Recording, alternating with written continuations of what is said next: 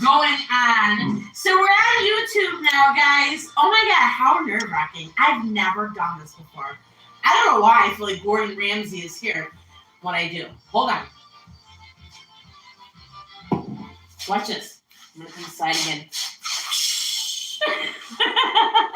Was that a great present? My daughter is shaking her head. She is like, that was not good. You should get my guitar and sing the intro. Ooh, tomato, tomato. No, so I have a whole behind the scenes crew. Hi, YouTube, if you're here. Woo. Oh, wait, actually, I can. Kennedy, nobody can see here. Would you log me into YouTube? Okay. We're in our pajamas. Hey, look at this one here. Let everyone know. What are you making today? I am making, guys, pierogis if you're Polish, Varenyky if you're Ukrainian. What ingredients are we going to need to make this? I just have to tell a story, though. So I'm going to do a lot of talking. Today. Like, I remember long, long ago on Wednesday before Thanksgiving, me and my best friend. So I'm talking to two cameras. So this is so crazy for me. What am I doing? I'm doing big girl things. So me and my best friend, we would always go out Wednesday night to the club. Like, we was doing all this clubbing, you know? But I'm not doing that anymore. And I figured probably some of my friends maybe weren't doing that anymore. Hi, Beth. So, hi, Beth. I know you're not clubbing. So I just figured a bunch of us weirdos could hang out in my kitchen. Like, you guys are in my kitchen. This is where all the magic of my family happens. This is where all the love of my heart is dedicated. Ooh, Aknawa's here. Oh my God, Carrie! I am so excited to see you guys. Make sure that you join over on Vamp as well. I'm not selling anything tonight. Vamp is just the most amazing thing that's happened in my life. Well, she's trying to sell you that she's a chef. Yeah, I'm trying to sell I'm a chef, guys. I'm like, literally, I'm totally hanging out. So listen. Yes, Karen. And I feel like, so I know you're in Canada, and I feel like when I was younger, so I'm from Buffalo, New York, but right now I'm in Tucson. I'm going to do a whole bunch of talking, guys. This was just totally meant to be a hangout night tonight. Is there sauerkraut in Varenyky? You can make sauerkraut with Varenyky. You can make... that's the way I prefer it, too. You can make it with... What the heck's that cheese called? Farmer's cheese, but I feel like a lot of people don't know about farmer's cheese. Do you know what I'm talking about? There's a lot of ways you can make Varenyky. So my grandma, who was Polish, did not make these. She didn't make homemade pierogis. Like, they just bought them. They actually bought them from the Ukrainians. But the Ukrainian ladies are very serious ladies. So I was starting a story about this. Like, I am random. I'll be all over the place. I am from Buffalo, New York. You just got to follow along. And I'm lost half the time. When are you going to start the cooking? Well, probably not for a minute. So anyway, I'm boiling right now, guys. If you guys are doing this with me, what you're going to want to do is, while I'm talking, peel about 8 potatoes and then cube them. And I'm going to show you the size of how I cube them. Hold on. Like, literally, I've never did this before. Like, me and my daughter kind of just make these together. So this is the size. There's 3 potatoes in here. So you're going to want to cube them. I don't have any fancy pots. I don't have any fancy anything. Like, you're going to see things today that you are going to be like, Val, what are you doing? Now, what are the ingredients that you're using? Anyway, I was telling a story last time. Oh. So he's trying to help. Oh, you are going to, listen, you're going to love these. And I can send them to you guys if you want. I can parboil them and then maybe get dry ice. These are going to be fantastic. So listen, who even knows what he's saying? So when I was younger, so I'm Polish. My mom is 100% Polish and my dad's 100% Ukrainian.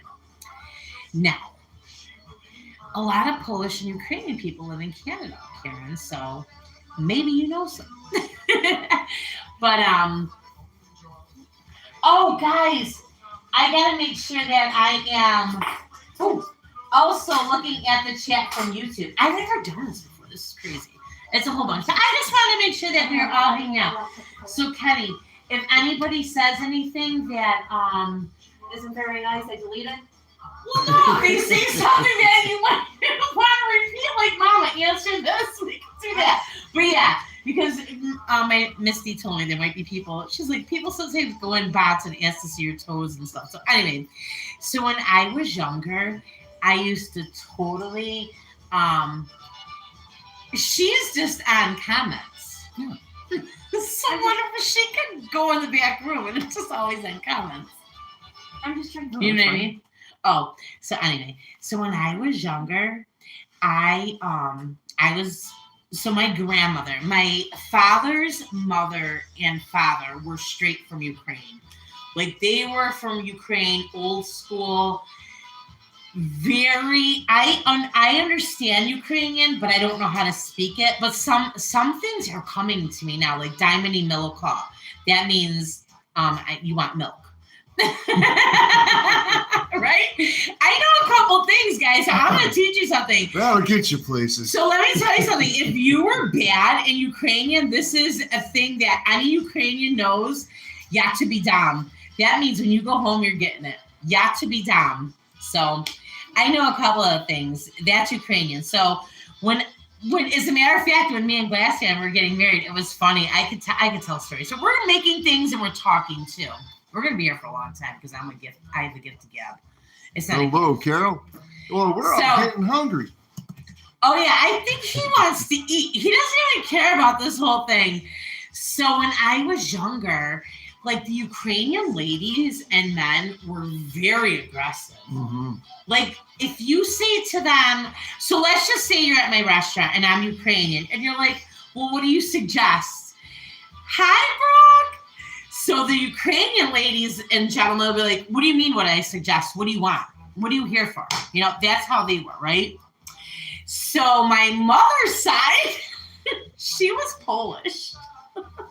And they are just like, I don't know if you guys can hear the music behind me, but they are like, let's just have a couple of drinks and polka. And polka's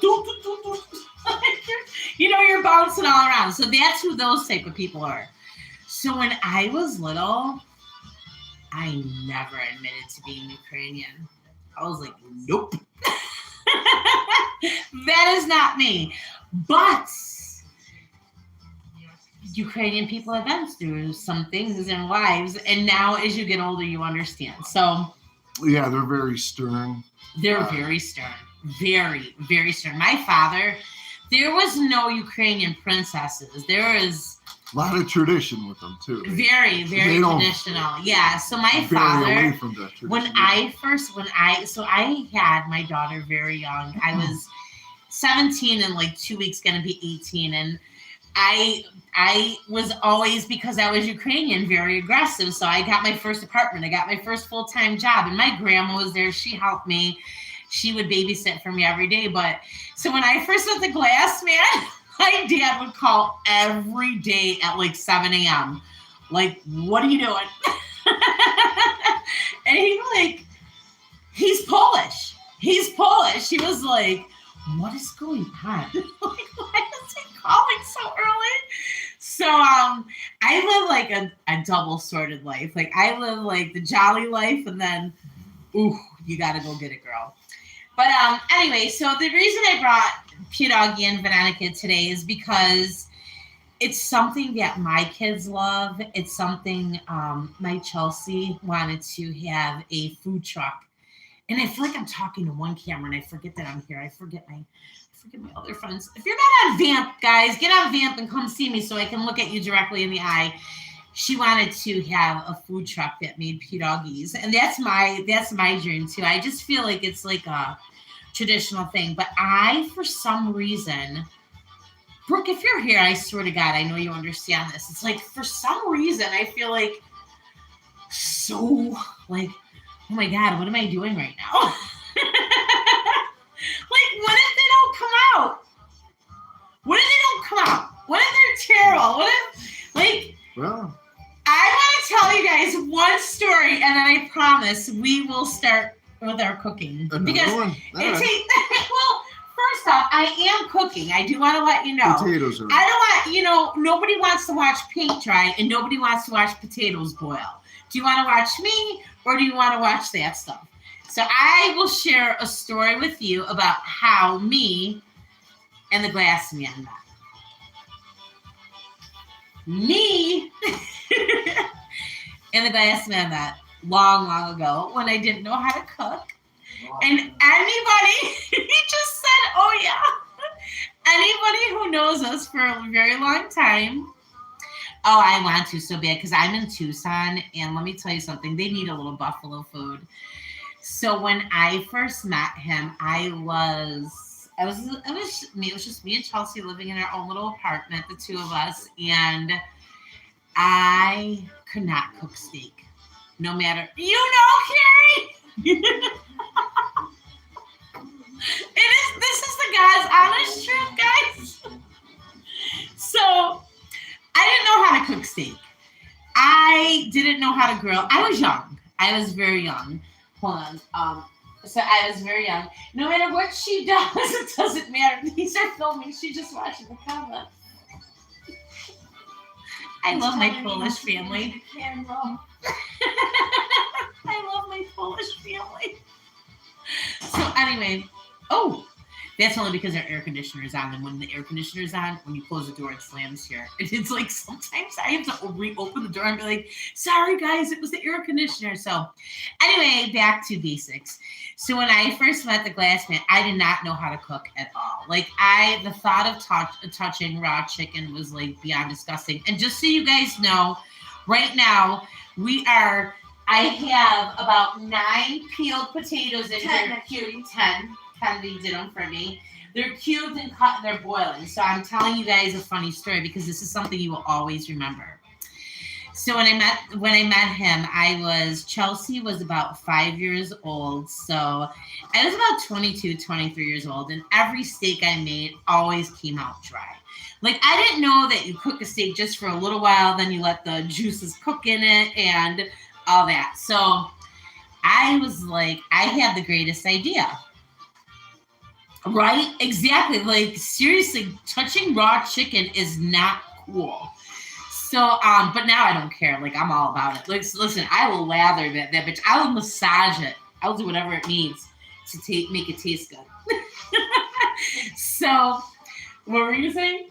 It tastes best when it's all relaxed. Exactly. It tastes best when it's relaxed and not, all stressed out. So, anyway, my thought process, was, I'm thinking if you boil the chicken, it's going to keep the juiciness in, right? So I was like, yeah, I'm going to boil the chicken. So I was like, don't come in the kitchen. I got a surprise because that's who I am. A big surprise. And I also have a giveaway for them. Here's my cup, guys. I talk to you guys. I'm all over the place. I talk to you guys. But anyway, I found this here in Arizona. This is crazy. So, oh God. See, I have a problem. How can you eat a chicken from a can but not want to touch it fresh? No. Not me. So anyway, one time he had come over and I bought like really expensive steak because I know, it's about the cut of meat. And I seasoned that bitch, probably with oregano. Italian season, all the things you don't put on a steak, right? And then I put it into a pot of boiling water. So I want you guys to just picture 2 really great steaks sitting in a pot of water and it's boiling, it's seasoning. Clearly my mother was keeping secrets for me. So my steak came out great, okay? But here's the thing. We were just dating. I was young. He is 5 years older than me, so he was almost 30. He has no excuse for even trying this shit. So I was so excited. Oop. Apparently someone's calling. So I was so excited to give him the steak because I'm like, oh, this is going to be juicy. And So he, had taken a couple bites and he was like, "Oh, how did you make this?" And I was like, "I boiled it." And he's like, "Oh, you mean broiled it?" Like, duh. Like, broiled it. And I'm like, no. See, I pot of water. I just boiled it. Like, oh God, this tastes like leather. So that was my steak thing. So this story gets told everywhere. Like, I will tell you guys while we're doing some cooking today, I will tell you some doozies that I have pulled in my life. Like, I'm going to share it. Like, I don't know. But anyway, if you've never boiled a steak, have you truly lived?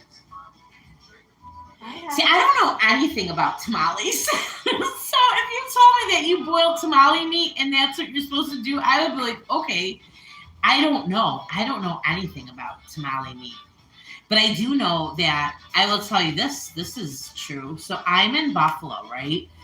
And if you're sitting in the parking lot, the only time somebody's coming up to offer you something or to sell you something, it's probably not legal.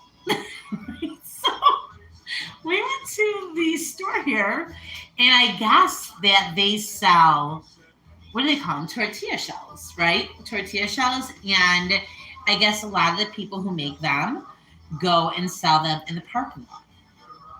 Is that what they're called? They're illegal? I knew it was illegal. It's not illegal when the police don't see it. Oh, the police are everywhere now. I didn't know they were illegal. So listen. So I'm from Buffalo. I'm a Polish girl. I moved to Tucson. I did not realize I was the only Polish girl here. I'm not. I'm just joking. So one time I was waiting in the car and they had knocked on my window and I was like, oh no.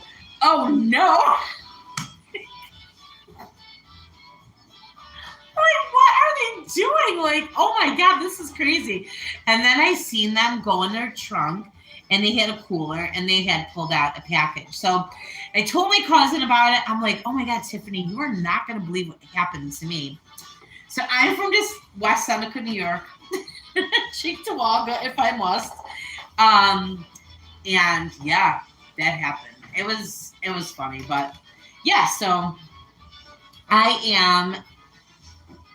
Well, listen, I have had, okay, so what's the dog? The Sonoran dog, the hot dog, right? The Sonoran dog.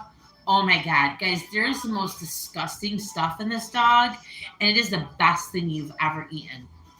Best thing you've ever eaten. All right, so I am boiling my potatoes. It always takes a minute for potatoes to boil. So I'm also on YouTube, and I'm on YouTube. I'm like, oh, my 8 friends here. So I hope you guys, if you ever are looking for an amazing recipe for some Polish pierogi or Ukrainian varenyky, I hope that you always will tune in to this channel. My mother and father have told me that I do make some great pierogis and varenyky. Well, they say varenyky. We don't say pierogis. Like, it's just not a thing because my grandma didn't make that. Like, she made gołąbki. Does anybody know what gołąbki is? That's cabbage and I don't know what this is. Please, God bless you. It's cabbage. It's some people call it pigs in a blanket. Some people call it gołąbki. So anyway, I have been talking a lot about this. Dupas. So dupas are your buttocks. What other way can you say this professionally? They're your buttocks. So you bet your dupa I am Polish. When I found this, I literally found this. So if you guys know, I sell on Vim. So I am like a vintage scavenger. And I found this at the Goodwill in Tucson. So I was like, well, absolutely. And it's pretty clean. I feel like it's brand new. So for hanging out with me today, I asked for grace. If my dough doesn't stick and this all turns out like a big old flop, just know that I've never done this before. And I'm nervous. But I'm gonna do this. got my friends from Vamp here. So I'm going to give this away, guys, on Vamp. So hold on 1 second while I list this. I'm very short. Oops, hold on. And I feel like my counter is very big. So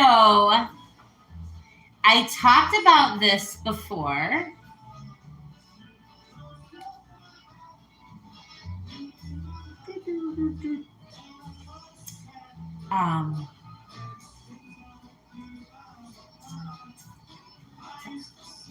So I talked about this before. So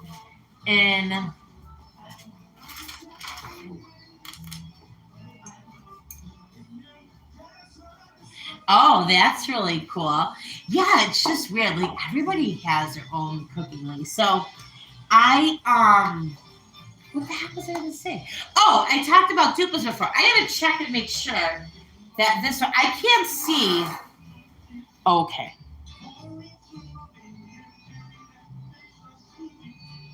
Yes, polka dancing. One day I'm going to come on here and polka dance with you. My YouTube I have switched over. Kennedy, are there any comments ever that you want me to comment to?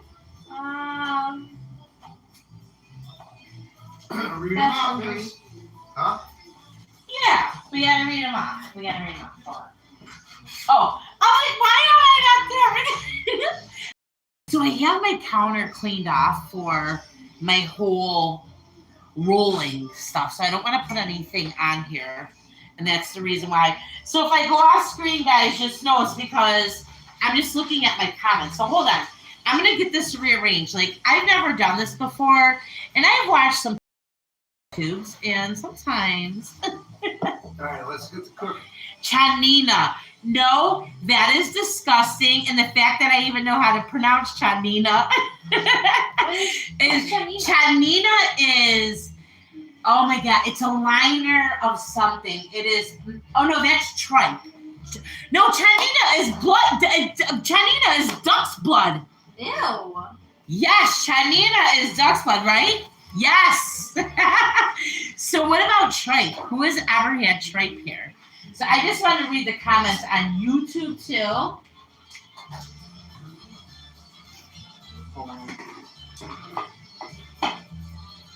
You come tell me here. If there is a new comment, you let me know. Yeah, so you do where? Where do you live? So my family is so Polish. The polkas I'm playing right now are my cousin, no, duck's blood. Oh my God, my grandma was all about Wisconsin. So I don't know if you heard of a station called Polka Jammers. So there's a station, guys, called Polka Jammers. And if you, like, yes. Thoughts on people I got shamed for cooking pierogis the same way I make Chinese dumplings. You cook them in a pan and place them down in 1 cup of water. When the water evaporates, it fries. I cook them, guys. So first off, what are you doing, Willie? Like, this is a total hangout, guys. There is no organization to this. I don't know why I'm doing this on YouTube. The only organization about this is that my family is hungry. They also say, and they are like, let's go. Also they said, Dzień dobry. Dzień dobry! Dzień dobry! Dobranoc! Not yet. Dzień dobry is for just now. Yes. Jak się masz? So as a matter of fact, my cousin has a song. My cousin's husband, Mark. He's my cousin, right? They're married. So he has a song, and it teaches us all Polish words. So, yes. This is the bacon I'm using. He's like, cook, girl. But my potatoes are boiling. So let's cook. I think I was talking, but who knows what the hell I'm doing. All right, guys. So we are going to start out with, here's my thing. I always have to add stuff. I'm not on YouTube because I want people to be like, girl, you're a professional. I'm just showing you guys like what we do here. What we do here in our house. I have a lot of stuff to sell on Vamp, but and I love the fact that I'm wearing black. after I put this on, I'm like, oh, this is going to be funny. So this is going to be a before and after show. You guys are going to see the before, black, beautiful sweater, and after, like, I'm the baker. So here's the thing. I have, what's my thing called? The KitchenAid? Yeah, I have a KitchenAid. However, with this, hi, Barb. I do my own dough. I roll it by hand. To me, I don't know. It just kind of reminds me, like, of my grandma having to do it, being from Ukraine. Like, they didn't have KitchenAid. So I do always do my dough like this. I am literally, guys, just making Varenyky for my house. And you guys are hanging out with me. So I'll tell you what I do. You guys might be like, that's not what I do. But I'm going to tell you what I do. Dave once said you love the energy. I love your energy too. Are you my friend from yesterday? I think you are. So to start off, I start with 3.6 cups. They call for 1 pound. You know what? Maybe we should do this right to the T. Maybe for the first time, we're going to do this right to the T. And that is, if I can find... Does anybody know where my scale is? This is going to be awesome. So my whole family is involved in this. And listen, this is going to take patience and a lot of grace. So we're going to do 1 pound. Let's see. Okay, hold on. Also, I saw the guy who made another comment. She's my reporter. Whoever is in the bathroom, let me listen. You're so lucky to have friends like that. Thank you. Oh, me and my dog. That's my Kennedy. I call her my dog. Like, she's my dog. She is. Like, she is my homegirl.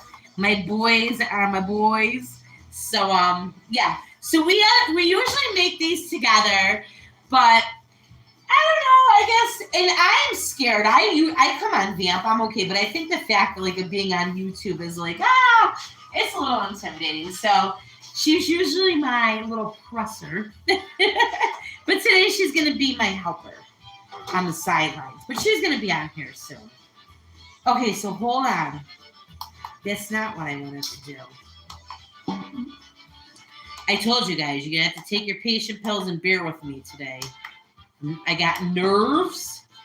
So what ingredients is everybody going to need to make this?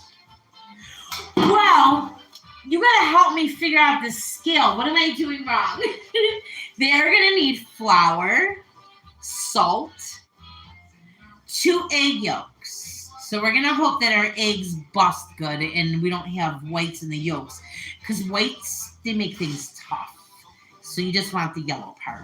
You're going to need milk, which is going to be the milk is going to need to be a little bit warm. And then there's going to be 1/3 cup warm milk. And then 2/3 cup warm water. But the water, you always want a little bit more on the hot side. I do it all together. And then 1 tablespoon of melted butter.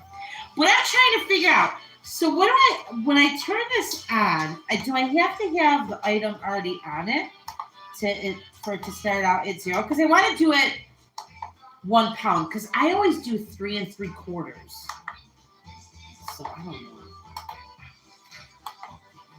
Why won't this thing shut off for me? A pound is 3. So get 3 heaping cups. Right, 3 cups, and then I always do 3/4, but I feel like because Not 3/4, it's 1/6. 2/3, which is 1/6. No, it's Yeah, it is. 2/3 is not 1/6.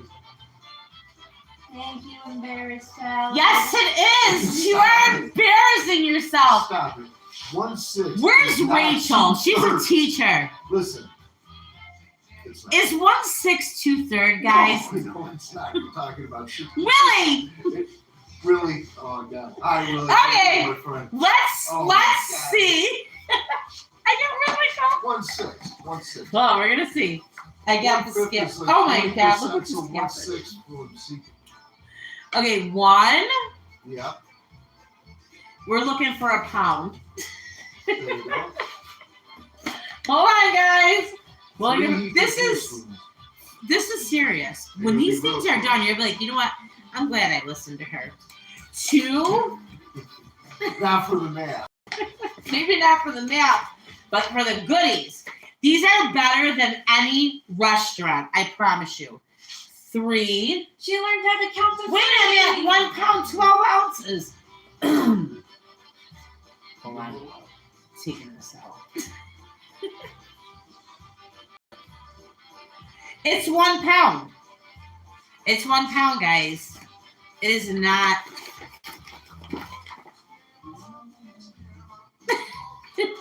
Look at this. So this is so far how messy I am. Like this is serious stuff. Most people don't video themselves doing this because they know how serious it is. It was just frying the I bacon. should've just Somebody did- learned yeah. smoke in the bacon. Because like I feel like on YouTube, people are like, "Girl, what are you doing?" I hope they never Google this. I'm So saying far, I now, don't too. see anyone asking that. What are you guys doing there? Oh, 1. Oh, because I smell so good. Ah, you're doing great, Kennedy. That's what she said. I said That's thank so you. sweet, isn't it? Mhm. Ah, she had the biggest smile. So, all right. I noticed it. I said thank you too. It's just that these two nuts were out talking. You know what? You are right. I guess I do. Where's my apron? Where's the beef apron? I don't really. Now Yeah, listen. you So should have an apron. if I was in my house and I was just doing this and no one was here, I would be like literally in pajamas. Okay. So I had to look presentable. That apron would have been perfect. But it's not beef. Yeah, where's the beef? Because we're just making potatoes, right?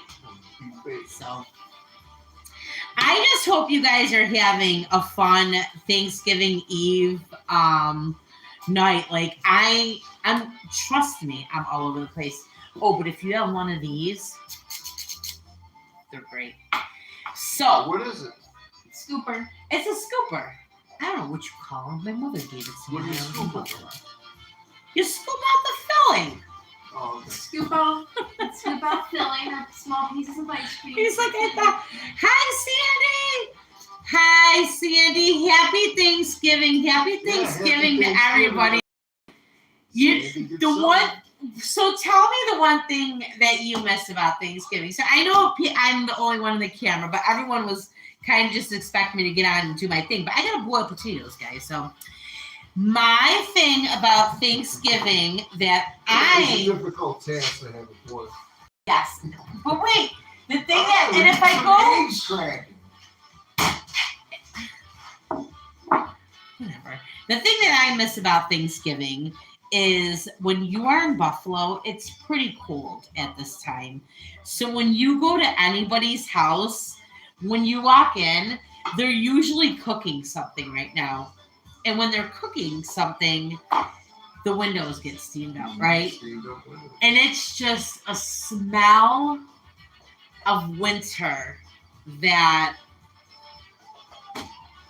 you miss, right? But right now when I cook, it's 80 degrees outside. My windows aren't getting steamed out. It's worse than So- summer. It's worth it. But It's it's worse a than cold summer. 80. We'll put it like that. Cold 80 today. Yes. So I'm going to tell you guys what I do. I am no professional, obviously. But I have my 1 pound of flour in here. Honestly, guys, what I usually do is I mix it right on my counter. But I was like, well, let me be a little bit more, I don't know, mix it in a bowl, I guess. And I know that you can mix it in a KitchenAid. I have them, but my Baba didn't. My Baba was my Ukrainian grandmother. She did not. So the one thing that a lot of people do when they make dough, they use the egg white and they also use the egg yolk. I do not. I only use the egg yolk. So I take 2 eggs. My brother videotaped me doing this. I was like, oh my God. He's like, I'm going to make a YouTube video. I'm like, no, you are not. You have to do it first. Exactly. So I just take the egg yolk, and the reason I add it into the flour now is because I feel like all the other ingredients. So I'm doing this. I don't know what you guys can see, but I have the big old. There's flour, and so I'm putting the eggs in. I'm not mixing it yet, but I do it separately only because I feel like the other ingredients are warm. So I don't want them to cook the egg yolk. And I don't know, maybe that's a thing, but it's just like my brain processing stuff. And this is how I do my egg yolks, for real. So, I'll put it in there.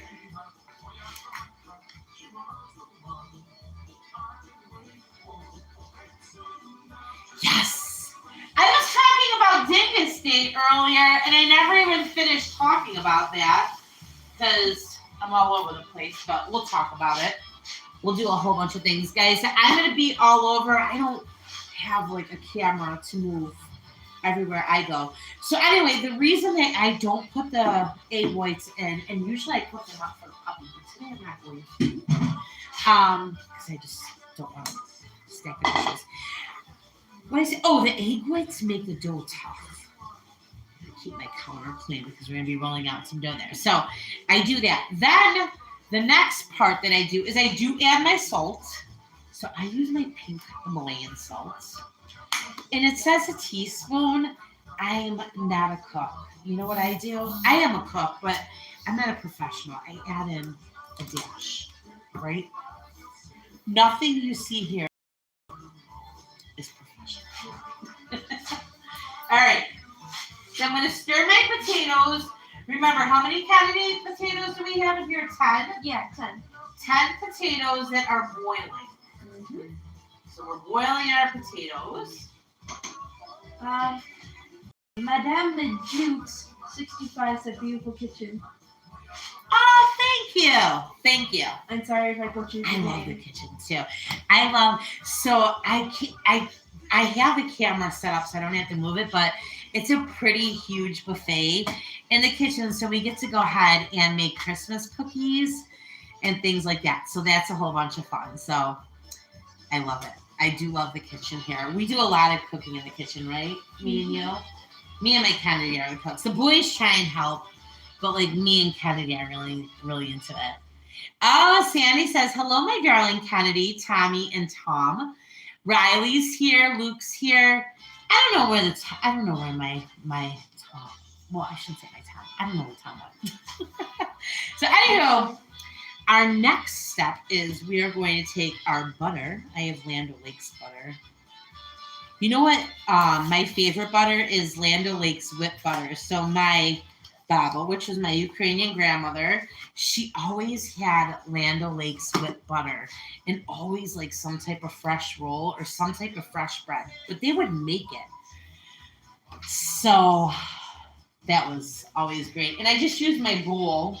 Where'd you toss those? I need to melt that. It was always just fresh and good, you know? Anything authentic is good. So she used to make bush too, which is a red beet soup. So good. And I don't know if it's a Ukrainian thing, but in our soup we would put sour cream. I feel like Ukrainians love sour cream because even in like when you eat the don't judge how I cook, guys. I'm doing it. But the way that is it 1 tablespoon? Yes, 1 tablespoon. Probably a little bit more. Everything they cook just tastes so good. But it always had sour cream. Like the Varenyky, the Pierogis, sour cream, right? So I'm gonna melt my butter. Give me 1 second on that. See my potatoes steaming up.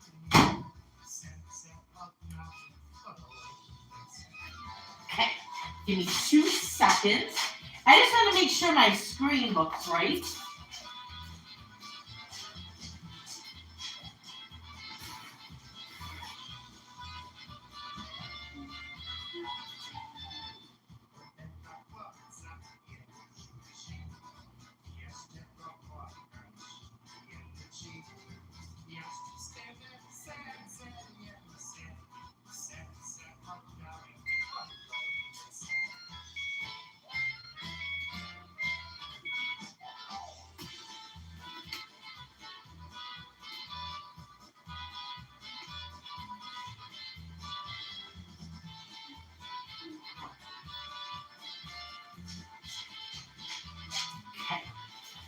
I just want to make sure everything looks right. And just so you guys do know. Mama. Yes. In Barry's salad asked, how much butter did you use? She's writing it down. 1 tablespoon of butter. 1 tablespoon of butter. And I put that in there to melt. So let me do this. Guys, I promise you, if you have the patience to follow along with me to make this, these are going to be amazing. Amazing. I'm saying it now. I woke up today. So if you don't know what I do in my real job, it's not fun. I do commercial collections. So I need to do my 2/3. So now, guys, I just don't know. I'm all over, like I said. Who won the damn cup? Did anybody win the cup? Did I run the cup? I gotta see who won this cup. Did I run it? Oh my gosh, I didn't run the cup. Guys, if you are in Vamp, make sure you get in on this cup. You bet your dupa I'm Polish. Promise you want to be Polish for pierogis. But, what the hell did you just see? I get lost. Anyway, we are going to do our 2/3 cup. Here's my cup. Did you run in the sink? No, you know what I did? What? I kept it in the flour thing like I always do. Does anybody ever lose their cup in the flour bag? Am I the only one who does that? Please tell me I'm not.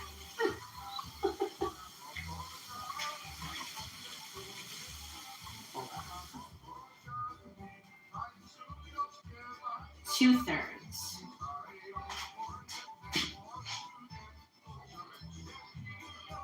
I was thinking nobody wanted my cup. I actually kept the butter in here and then my milk. I have so much milk. Lots of milk. I did 2/3 cup water. So there is 1 tablespoon butter melted in here. There's 2/3 cup water. And now I'm going to add in 1/3 cup milk. And I know most of you guys would usually use a cup that says 1/3. But I told you, I'm not a professional cook. And I use what my heart tells me. So I'm going to go ahead and now warm this all up for like 30 seconds. 30 seconds, it should be all nice and tasty. These are microwave safe bowls. Just so you know, I'm not out there doing bad things. You're watching me? Yeah. Oh, he's like, oh God, I'm watching you on TV. Like, it's not good. You are no Rachel Ray. I wasn't trying to be. Trying to be me. Where'd that come from? That's funny. Wait, hold on.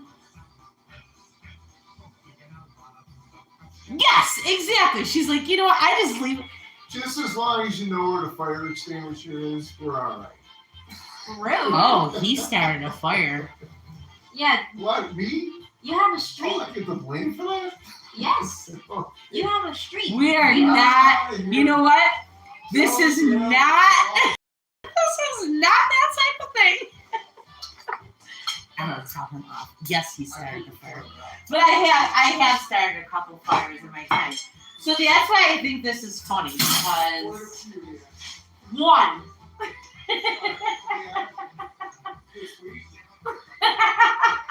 Whatever. So. Okay, now guys. Mother. And Barry salad asked, how long do you microwave it for? I do 30 seconds because it has to be like a little bit on the warmer side. But now see, okay, so here guys, it is it's one cup. Also No. show it on the YouTube one too, because like Oh my God, you just did. I just have all those pamphlets. Oh my God. Listen, I'm gonna tell the ingredients again because I just totally misspoke. It is 1 pound of flour. So to make it easy where you don't even have to measure it, at the store they sell 1 pound of flour. Then inside that flour, I put 2 egg yolks. No egg whites, just egg yolks. Egg yolks. Yeah, I can't even talk. These are the best ever. So I do, guys. Listen, I'm telling you, there's probably going to be very judgmental cooks out there. They're probably Ukrainian. They're not Polish, because Polish people will be like, just do you, girl. So I take my egg yolks and my hands are clean. But I touched the microwave. I want you to know they're very clean. I'm going to wash them again, because listen, Linda, we're using all types of good things. I'm going to get a paper towel. I'm going to wash or dry my hands off, because you don't want to, well, you're going to be putting this stuff in. Sometimes it happens where I need to actually, and this is my first video too, guys, so make sure you guys have some grace for me. Sometimes it happens where I have to, yeah, I can actually see this, Kenny. I'll do them all. Okay. Yeah, I'll do it all. Trust me, my little girl. You just come talk to me and I'll be okay. So I want to make sure hygiene. Can't talk. I've been talking all day. So I do like this. I take the egg yolks and I smash them into the flour, because I feel like if I add the hot stuff, it's gonna cook it. Oh, what I was saying is sometimes I do need to add. Sometimes I need to add, but that's probably because I was doing way over a pound. All right, now here is, in this bowl, 1/3 cup warm milk, 2/3 cup warm water, and a tablespoon of melted butter. And then I'm just pouring it in. Pouring it in. Now that's to make some dough, guys. Now the dough is gonna sit while we cook bacon, chop up onions, and also, okay, we're gonna chop up onions. We're gonna fry bacon first, okay? We're gonna chop up bacon. We're gonna fry it. And then in that, this is not healthy, guys. This is a Ukrainian and Polish recipe. This is the good stuff. In that bacon, in that bacon grease, we're gonna fry up our onions, right? So guys, I hope you're doing what I'm doing here. Mixing the dough. We're making the dough, guys. So you're gonna fry the bacon. Remember, I've never done this before. There's no pre-screening to this. And then we are going to use the oil. We're gonna fry up the onion. Then we are gonna take some of that bacon. Right now we have potatoes boiling. We're gonna empty out the potatoes into the sink. With a strainer, of course. Or wherever, you're right. Wherever you drain your potatoes. And so you just gotta keep doing it, guys. If you have a KitchenAid and you want to do it the KitchenAid way, by all means do it. I just don't. I never did with pierogi dough. I don't know why. I don't. But what I'm going to show you, I usually do it on my counter. So maybe I should today. Just going to keep just doing this. Building muscles, people.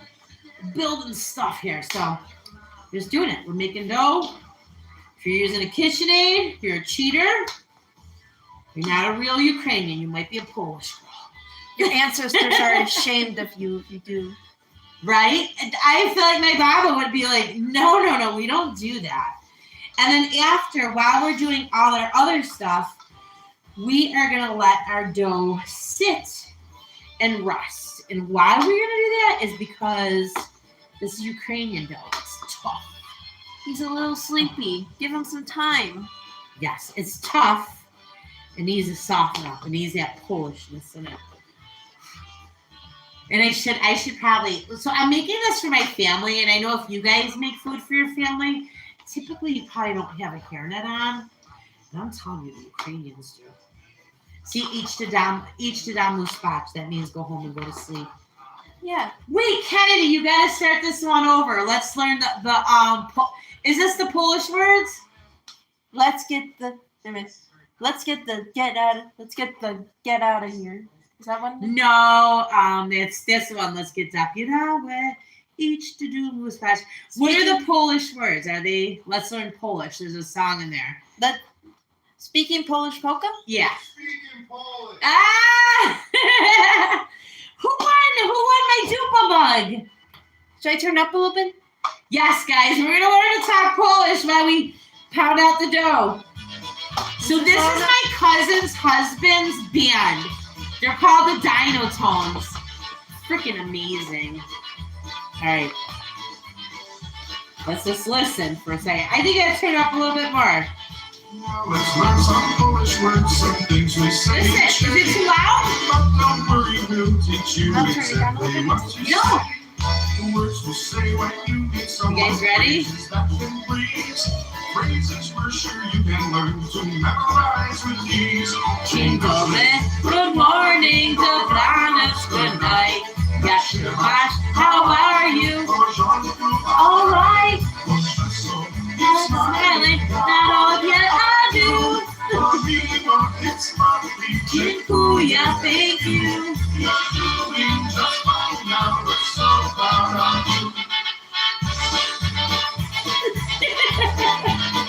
We're polking and making dough.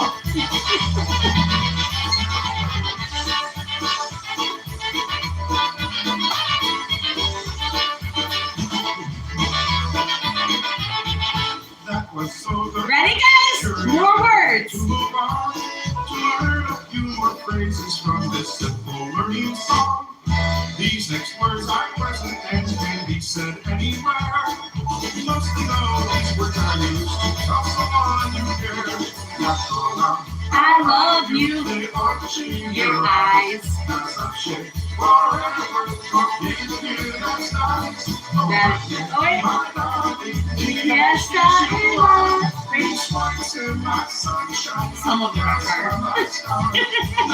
Just get better at Polish, how lovely you are. All right, guys, we're almost at the point of our dough. This is the Polish music you dance to in Buffalo. You might see me polking, making pierogis. All right, more words. Guys, ready? I hope you're taking notes.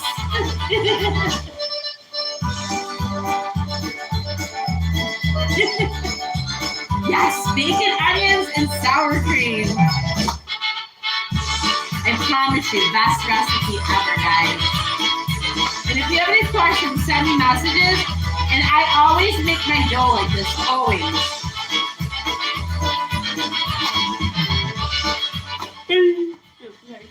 That's the end of the song. That's it. This So song that was it. This song only taught me like 4 words. What? You weren't listening. How many words are there, Mother? So, I was telling, I'm going to wash my hands real quick, guys. I'm going to put this on the side. What you're going to want to do is put your dough on the side, put a towel over the bowl that you have it in, just to keep it moist, okay? It's going to give me a minute to get all this. When I went to go get my nails done, I like them very short. This lady just did not do them very short. So just give me a minute. But what the heck was I just gonna say? I never can figure that out. But yeah, so put your towel over the bowl.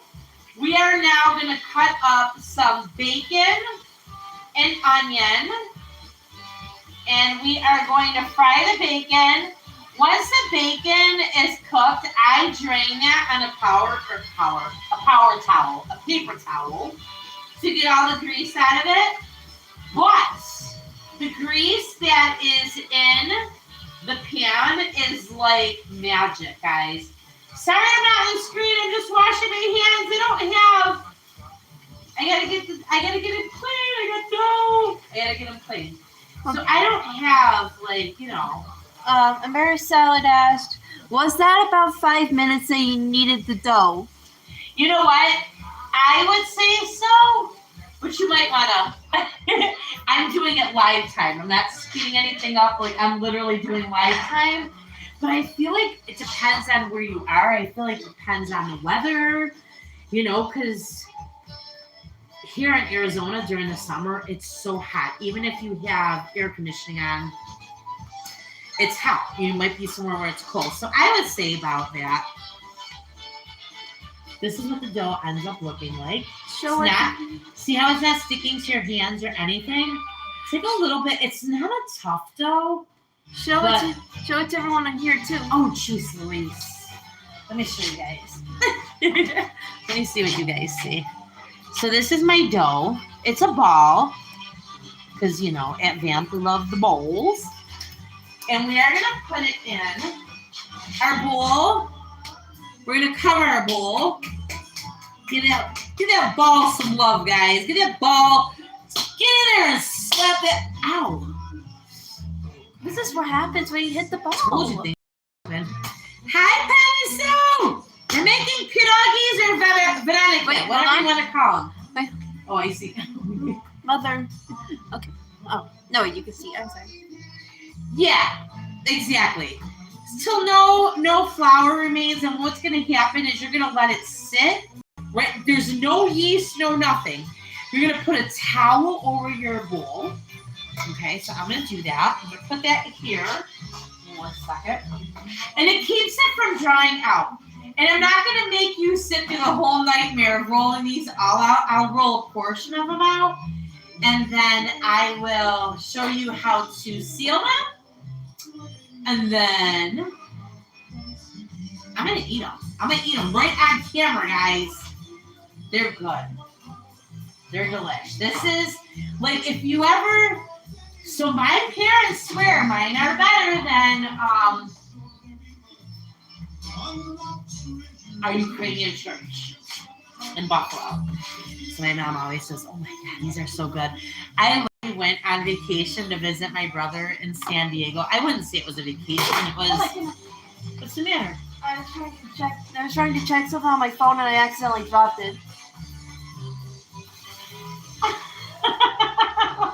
Okay. Sorry. So I went to go visit my brother in San Diego for just to spend some time with my family. And the one night I just was making these. So me and my mom, and they're just so yummy. Sorry, guys. I don't know how they do this. I know, Penny Sue. Listen, and here's the damn thing. I hate them long. I do. And I just don't have time, She's like, should I chop them down? Yep, but we're going to do it. I am very, very, I'm so picky about things, so I'm very good about me, right? I know what you mean, though. I really will. So far, guys, we talked about this. We have 10 potatoes that are peeled and boiling.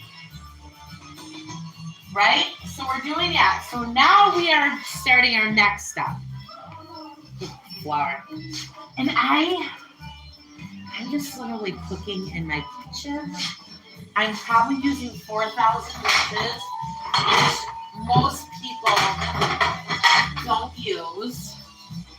I wish I had some type of organization skills. I don't. Even when I put my knives back, this is not the knife I was looking for. Sometimes those are opposite stuff. This is real stuff. So in the package, my grandma, so I use beef bacon. You absolutely can use any type of bacon that you want. No, I'm lying. Don't use turkey bacon. I use beef bacon because we don't really eat too much pork here in this house. We don't really eat any pork. So that's the reason I use beef bacon. But the reason I use the beef bacon is because turkey bacon doesn't really render any grease. And beef bacon is literally, I think, better than pork bacon. I don't know if you guys have ever tried it. So I cut it up right in the package. So it's cut up. And I know this is probably you guys are probably Val, that's not right. I don't know if it is. That's what I do. That's the way my grandma used to do it. So here it is. It's cut up. And then I put it in the frying pan. I have no fancy dancy frying pans. I think my frying pan that I'm using right now might be Paris Hilton. And I bought it because it was pink. So there's all our bacon. This is 10 ounces. So let me tell you guys, I want to tell you how much I love you because this cost me $15. Why did it cost me $15?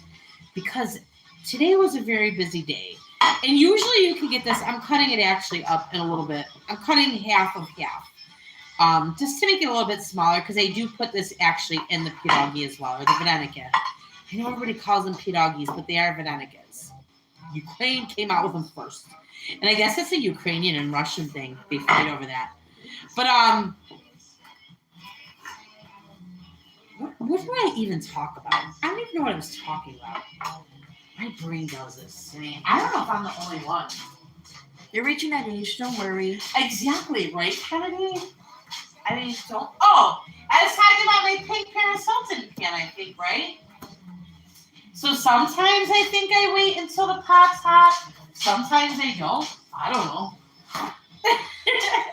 I'm literally cooking dinner. And then, after I put this in my frying pan, so I think my potatoes, guys, you want the potatoes not overcooked. So when you cook your potatoes, you want to just make sure, this is how my mom used to test potatoes. She just put a fork through them. And then when they were done, they were done. So that's what we're going to do. Putting a fork through them. Let's see. Yep. They're done. So I'm going to have the glass pan empty this. And the sink. So give me 1 second. I know. Sometimes you really do need hands.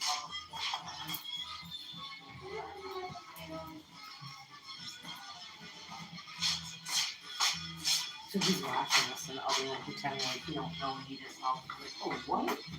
So I'm gonna let the potatoes sit in here. I'm gonna move my frying pan over. And I am going to cook up some bacon.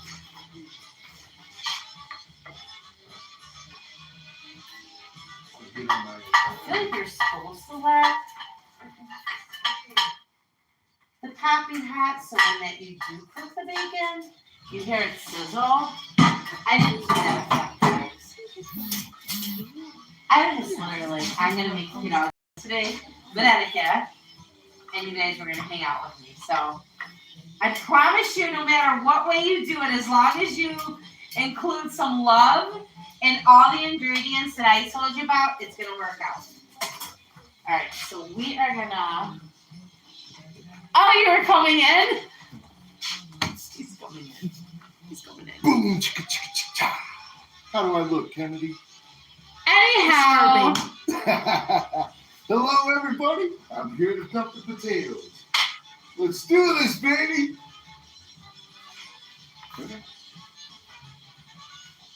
Just dump the potatoes, potato dumper. That's my job. Yes, beef bacon is so good. So we don't eat pork bacon, but beef bacon renders the goodness that you need. So today it was funny. That's the reason you never heard of beef bacon, because they freaking buy it out. I'll show you the brand. Hold on. It is so good. So today, like, I literally, they had to go to, I don't know, it was like a store that was 20 minutes away, and I just didn't have time to drive 20 minutes back and forth. And yes, should I have been more organized? Absolutely. But I guess it sells out instantly. Maybe people don't like it. I don't know. I don't know what it is, but it is so good. But here's the thing. My parents make it with pork bacon. So you can make it with beef or pork bacon. Either one is, honestly, they're just as good. How about turkey? No, turkey bacon. I just said that. Oh, turkey bacon sorry, doesn't I'm make sorry. the grease. Turkey bacon is very dry. So when you cook turkey bacon, there's no grease. So Anyway, so right now we are actually cooking the bacon. So the bacon is frying. The potatoes. The job is done. Exactly. Bye, everyone. Bye. No room in the kitchen for me. No. Bye-bye. Come on. No. See, that's what happens. I need a little help and we go crazy. But anyway, so now I'm going I'll to give chop my up the guitar for onion. next time. No, thank you. Be any next time, but thank you. Now I grab another plate, and I do have a what's that thing called? Embarrassed Salad said, "Good job, Glassman." Embarrassed Salad said, "Good job, last year." Willie must not be here because Willie would have been like, "Whatever you're cooking, Well, everything." thank you so much. All right. Anyway, That was a rough dude. yes, it was a rough part, guys. I just washed my knife real quick. My glasses got steamed. I miss the steaming of the cook or the Windows? yes, the windows. And we have a nice little kitchen window that would have been steamed up, right? But unfortunately, Why am I not in here? So now this is how I don't know how to cut onion the right way. I cut it in half, right? anytime she cuts up onions, it always messes up my eyes. I hope I don't cry. So. Now you at home probably have a cutting board. That's what I was saying. I do have a cutting board. Why don't I have my cutting board? Because you know what? What if you don't have a cutting board? I don't want you to feel like, oh, I don't have a cutting board. I can't do this. Like, because this is real live cooking. There's no chef stuff involved at all, apparently. Watch this. And I use, like, when I cook dinner, I use 5,000 dishes. Because really, how else are you going to do it? Watch this. Maybe doing it without giving me This a is bunch how- of dishes. This is how Val cuts up her onions. Ready? There's my onions. And they're all uniform. All uniform size. So once that bacon is done frying, do I have the bacon on it? Oh my god, this is what I'm talking about, you guys. I'm like, why don't I hear it cooking? I didn't have the stove on.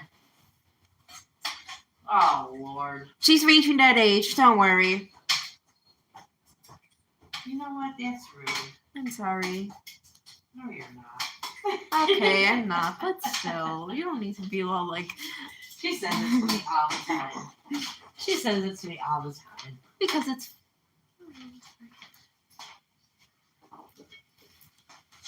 She's like, I'm sorry. No, you're not.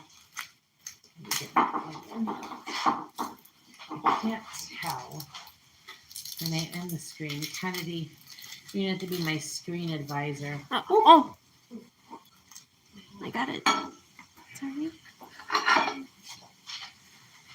My screen pop. Oh, I was like, why does it feel so quiet all of a sudden? Oh, Or polkas. my phone. Sorry.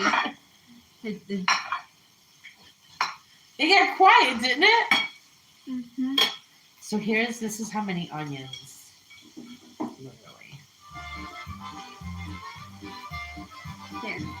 I don't either. But what was his name? Now I feel like the onions are burning my eyes. What was the guy's name? He said you have to have a sharp knife. Oh my goodness. I remember. Giving it to my crew. What were you trying to tell me to do? Yeah, a couple cups, please. What was that? A couple cups. A couple cups. Oh, shoot. One sec, sorry. The phone fell. Phone down, guys. Depending on where you're watching. Bam. Sorry, my damn guys. Maybe they'll make you pay attention to the other camera more, Mother. Oh, I gotta talk about Dingus Day. I said I was gonna tell you guys about Dingus Day. Second?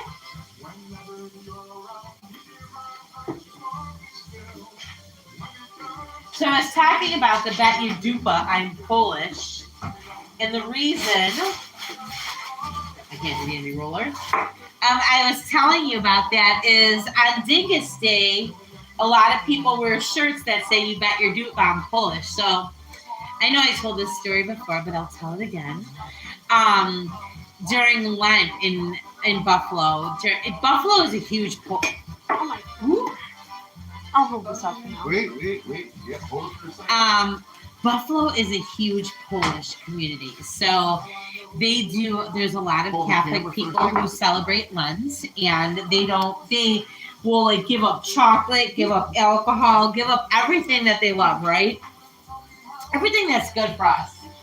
And after Lent is over, after Sunday, which is Easter, Lent is over. So I have a huge party called Dingus Day. And what happens is my house, guys, is lopsided. So when I cook, like all the grease goes to one side. And anything, like I hate to say grease, but all the good renderings go to one side. Oop, my cousin's calling right now. I don't know. Am I muted? I might be muted. My cousin's calling. Yeah, not muted on this one. On YouTube. Yes. Okay. Am I back, guys? So my cousin was calling. I apologize. Am I back? Can you hear me now? I got a caller. Okay, good. So I was saying, I don't know what you guys heard. I didn't realize my cousin was calling.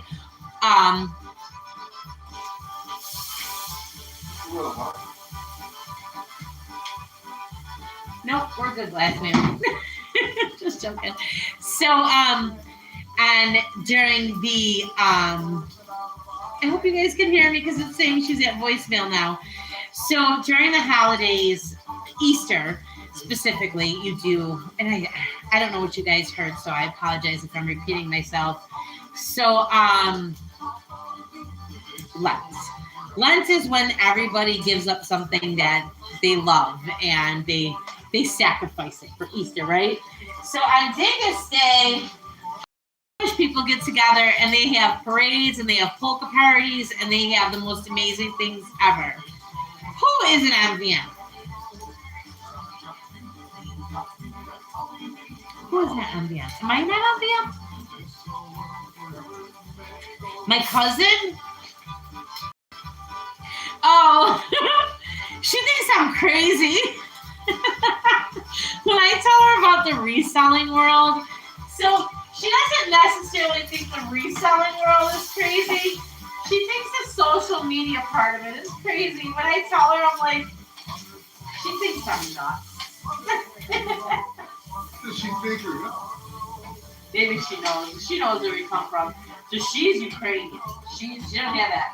She don't have that friendly Polish side. She's just like, yeah.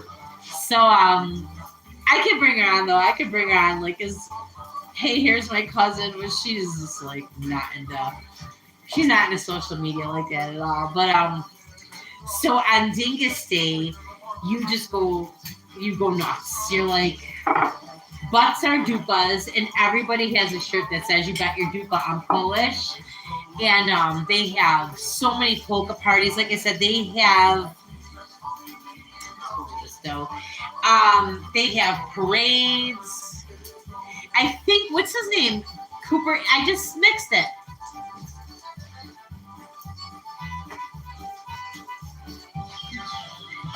Okay. Hold on.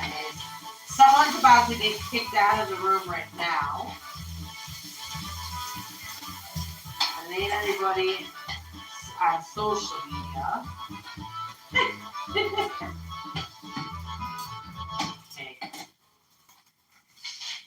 Did you ever guys have that backseat driver? I got a backseat. All right, hold on one second.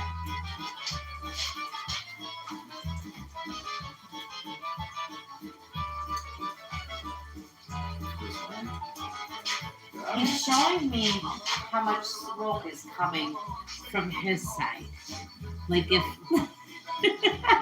Oh, Rachel, we're definitely related. We're definitely related. There's no way we're not related because you make it very difficult for me to work. When I am at work and you are on, it is difficult to work. I am literally laughing my butt off. And then Misty sends me vamps, and or not vamps. Oh my God, this one. Marco Polos. And you guys are in trouble. I literally get in trouble. But today, guys, was an excellent day at work. It was my last day of the period. It was my Christmas check. I had to call some people. I was telling people no today. I was like, you know what? Bottom line is, I could tell them no. This is why I do vamp, guys. So I'm sorry that my back is to you, but I have to cook the bacon. I gotta make the bacon and cook the bacon. But yeah, today was a good day. I was calling people off left and right.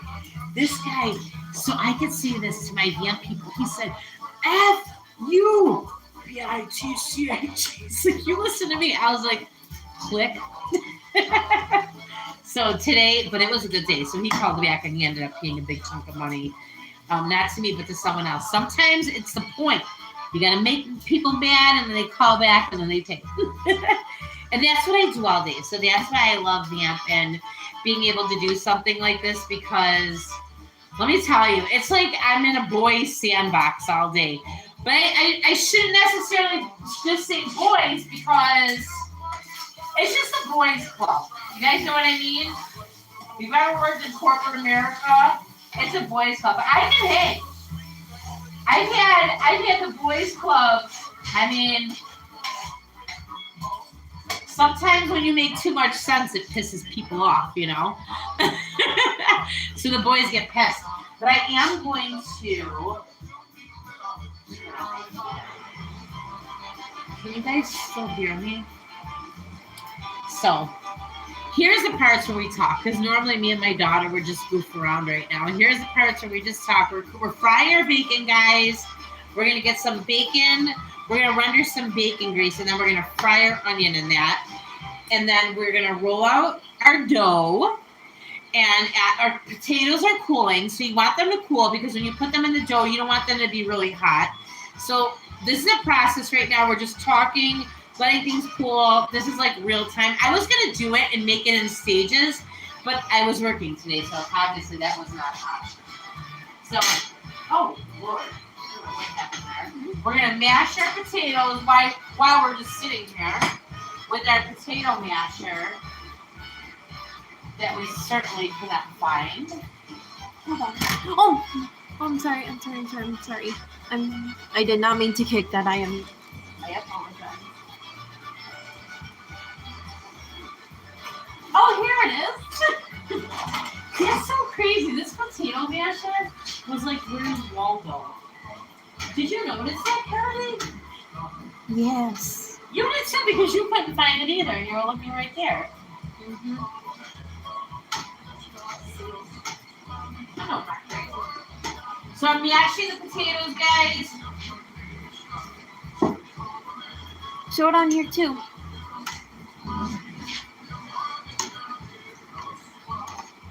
And we just want them to cool down a bit. And we're going to add some bacon and onion into them. So you're going to mash your potatoes. And I promise, if I can do this, anybody can do it. But you do have to have some love in your heart. You have to have love in your heart, or you're maybe not going to be the best.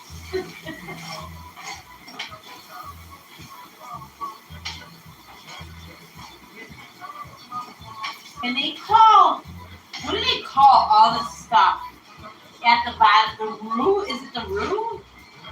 Like when you scrape the bottom and get all that, the tidbits in there.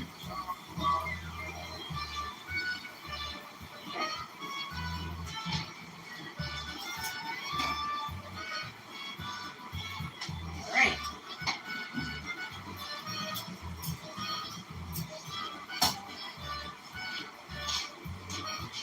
So that is what we're doing. We're Rachel, you must be very bored. I'm joking. This is fun. I love doing stuff like this. I think you cooked in your kitchen, right? I think you cooked in the kitchen. You know what is going to be fun? The best part of this whole procedure is when I put the flour out and I roll the dough out and then I stuff it. And then, so I stuff the pierogi, the Varenyky. So I'm going to say Varenyky because that's what I'm used to saying. So I stuff the Varenyky and then I seal them. And then I'm going to go ahead and boil them in water. So you boil them just so they come to a float. And then you fry them in the bacon, like the stuff that the bacon just rendered.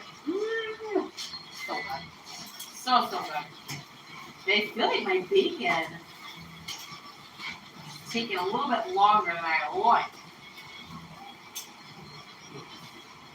And the only reason I don't put the onion in like right now, well, maybe I could. Maybe I could, guys.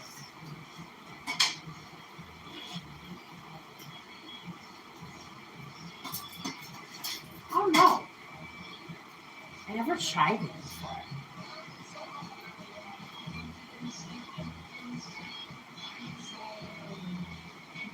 Right? That's what I like about them too. So, do I have a kind of a thing? Yeah. Fun. We'll call them fondue. Fond. So yeah, it is fun because that's what I do when I'm watching you guys at work. But then I get in trouble. Thank God it was a good today was a good day. And you know what's funny? I swear to God, I woke up and I don't know why. I never do anything like this, but I'm going to from now on. I woke up today and I said to myself, today's gonna be a good day. And I swear I was like, today is going to be a good day. And so I called my boss. So me and my boss have the same energy. One of my bosses. So me and him have the same energy. We're just like, let's just go live and have fun, right? And so I called him and I was like, listen, today's going to be a good day. And he's like, good. And we always have this saying, it's actually Josh Allen saying. So I'm a Buffalo Bills fan. So in order to get the day started, he'll call me and be like, do good, be good. And I'm like, God bless, go Bills. So it ended up being a good day. So today he said to me, he's like, you know what you need to do? He's like, you need to save whatever shirt you're wearing today. Wake up the same way you woke up today. He's like, you need to do it all over. I'm like, my shirt's gonna like come like shredding and stuff. He's like, it don't matter, just do it. So yeah, it's fun. It's fun to be with people that are fun.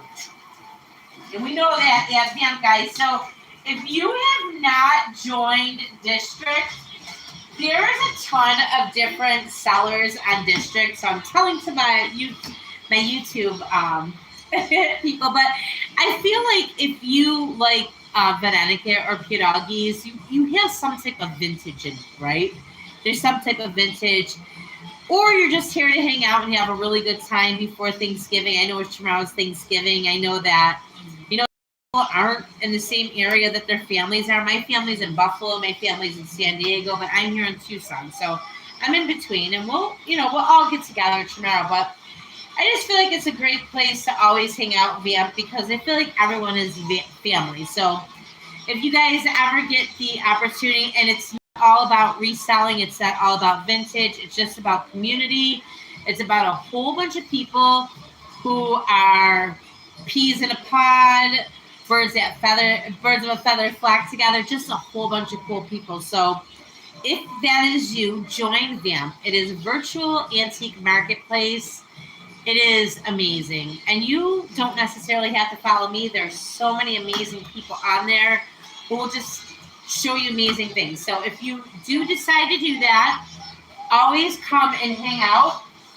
It's fun. I can tell you it is like, so I'm working all day and trying to make money, but the positive energy over there keeps me consumed. It is a great place to be. And you never know when you need a great place to be. Like, I lost the most important piece of my life this year, and Vamp helps me to just hang out, with people who are so super cool. Um, I can't explain what it's done for me. So if you haven't got a chance to hang out on Vamp, definitely do so. If you just want to cook and hang out and just say stuff, you can hang out here. I don't care where you hang out. I just think it's really neat that we're hanging out. And it's the day before Christmas, not Christmas. I'm looking at my Christmas tree.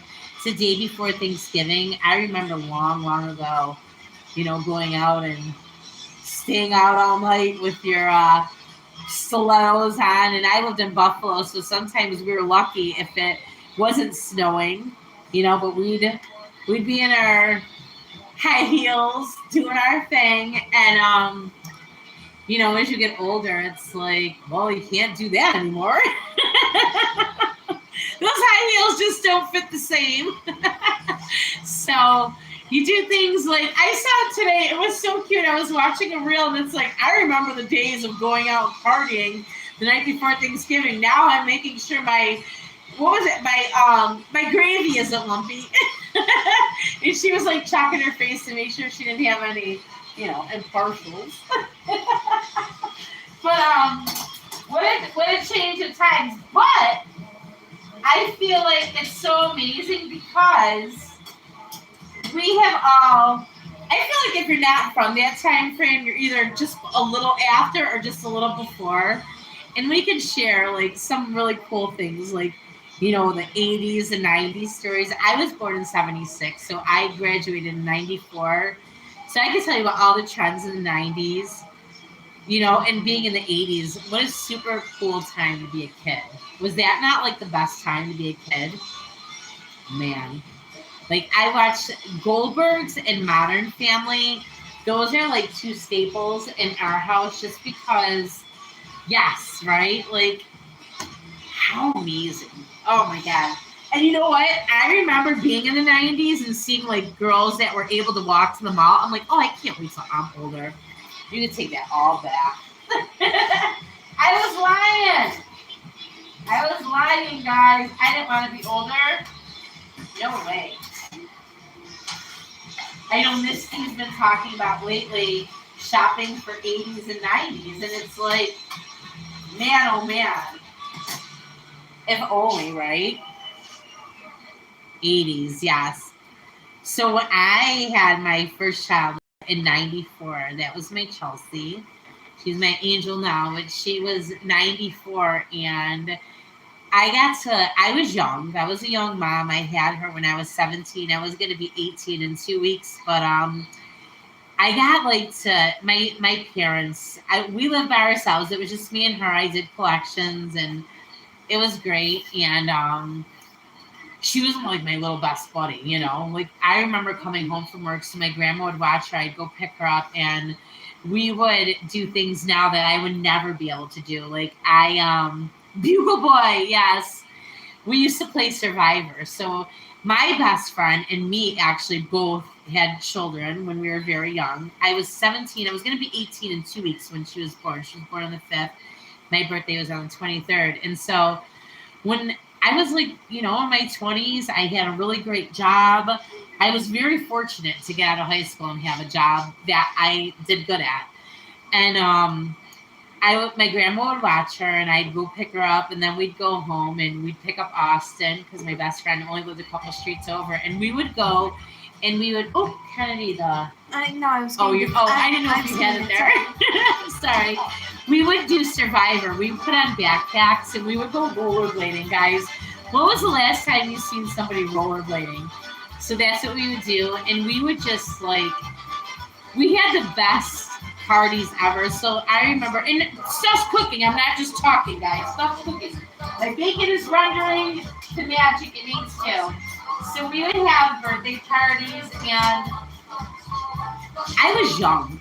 I was very young, but I just always wanted to make them fun. And I remember the one year, well, you could turn that down just to hear Kenny. I think it might be a little loud. I'm not sure. One year, it was like, I don't know, maybe she was in first grade, maybe she was in kindergarten. But I was young, so I didn't know, like, what are we doing, you know? So we had a party, and we all came to my little apartment, all the little kids from the little Catholic school, and I had them all draw. Like, this is actually so embarrassing. Guys, but I'm Polish. Like, at our family parties, we gambled. Like, we were playing poker at 6, you know? So it was our little apartment. And I gave, oh, goodness gracious, I gave them all pens, not pens, paper. I gave them markers. I gave them crayons. And then, you guys want to hear the clincher of it all? I gave them poker chips. Why did I give them poker chips? Well, we were going to all draw super amazing pictures. And then we auctioned them off for poker chips. Is that normal? I want to say it was kindergarten or first grade. But then I got a house and we upgraded. It's so funny, Nikki. Well, not really. I mean, so what? We're all together now. But yeah, so is that not funny? Poker chips, guys. Listen, this was a long, long time ago. Like, nobody thinks this is funny. Like, people are like, Val, that's not funny. You shouldn't even told that story. Well, I did. All right? I was very vulnerable. I shared my story. Well, we moved on, guys. We got a house, and then the parties, I ended up doing even better. So then we could outsource the parties to, like, Dave & Buster, not have to have some type of underage gambling. Child gambling ring? Yeah, at my house, you know. We were just Polish and we didn't know any better. So that was my excuse. But apparently nobody thinks that's funny. So anyway, sometimes I'm not even sure why. Oh, those are just the times in the 80s and 90s. I'm like, why do I even say these silly things? Where do I go with my stories? I just tell them. So that was that. But I don't know. I hope you guys are having a super cool Thanksgiving Eve. I know I am. This is what I would be doing regardless, so. But maybe I should go get my books and read you some books while we wait for our stuff to cook. Just kidding. You have a guest over here, Mother. My pop. Oh, my cookie! You guys! Wash my hands, because. So if you weren't here yesterday with Misty, I introduced you guys all to my cookie. And if you have a cookie, then you might want to, you know, just, like, cookie is like, wait a second. I was on film yesterday. Cookie is becoming a celebrity. She's my baby. This is my cousin's 14. My cousin works at night. Before, she used to work days, and she was pregnant and had a little guy and had 2 kids, and so she's a very busy little lady. And so this little pup here, she would find herself being like alone a lot. So I was like, she really took on to my son. She's been with my son for 2 years, and she is just absolutely amazing dog. But she's 14 years old. She's a Greyhound Chihuahua mix. I did not breed her. Do not be judgmental. I just came here and made sure that she was, like, living her best life. So she's here right now because she smells bacon cooking. She's not here because she's like, you know what? I want to be a celebrity. She is a celebrity, but in our usually hearts, her ears perk up. So, yeah, and in the morning, right, she goes outside like she's the mayor. Her ears perk up, and she barks like no other. But I guess, I don't know, today she's just, every time I pick her up, I'm like, why do you act like that? she's sleepy.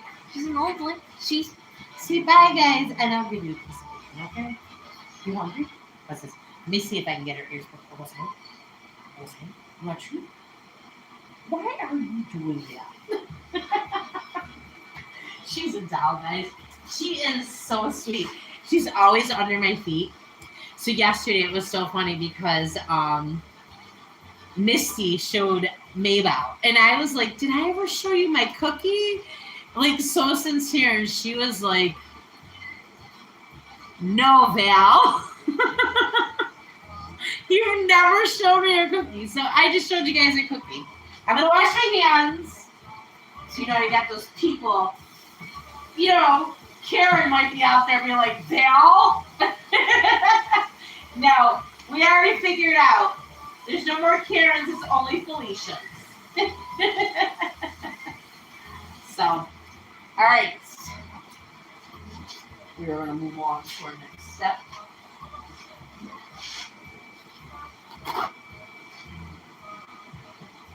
Oh my God, you were there. It was some of the things that happen to me when I do things. That's why I'm like, I am so nervous today. I know you are. Otherwise, I wouldn't joke like that. I'm like, oh God, she's going to take offense. So, guys, if my dough doesn't stick or like things happen, don't be all like, girl, what the hell? So we're about to, our bacon has rendered us some magic. So you're gonna fry the bacon until the bacon's fried, guys. So you know I like my bacon crispy, and what you're using the bacon for, just so you know. I like things. I know I'm not supposed to be using metal on metal. Trust me. I know all that, but I still do. So the reason that you make the bacon is you are going to put the bacon and also the fried onions inside the potato mix.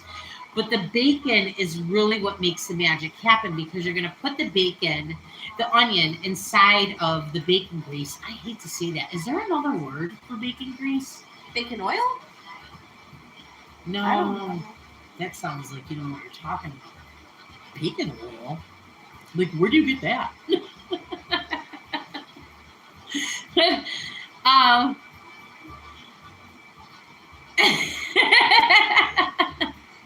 I don't know, Karen. I got your vibe. I feel like I feel what other people are feeling. So I think you're amazing. I thought you were funny. Otherwise, I would never have joked around like that. I'm like, oh God. My mother-in-law's name was Karen. She was like the most amazing person in the whole world. So it was like when people used to say Karen, I kind of get offended. I'm like, but I got a good Karen. So no, I get it. So the bacon is magic. So the reason I'm saying is you're cooking the bacon for a lot of reasons right now. It's not just for the good smell. Right? Bacon grease. So it's called bacon grease. I mean, let's just admit, guys, you're a bunch of hillbillies who like bacon grease. And vintage. Yeehaw. Yeehaw. Exactly. Yeehaw. So the bacon grease, you're cooking the bacon. You're making the stuff to make the oil or the onion cook in. You're making the oil, grease, whatever, for the Varenyky to fry in. Pierogis. So I'm going to move this along. Give me 1 second. I'm going to go ahead and get some paper towels for my bacon to drain on.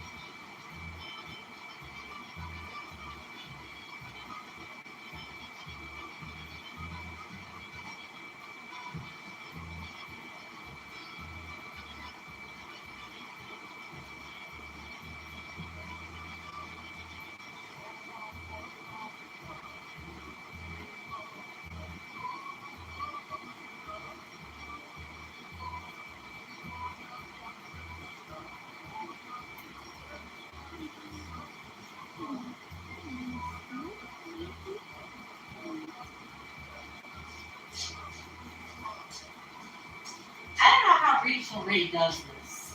Is Rachel Ray still a thing? Do you know who Rachel Ray is? No. She was a cook.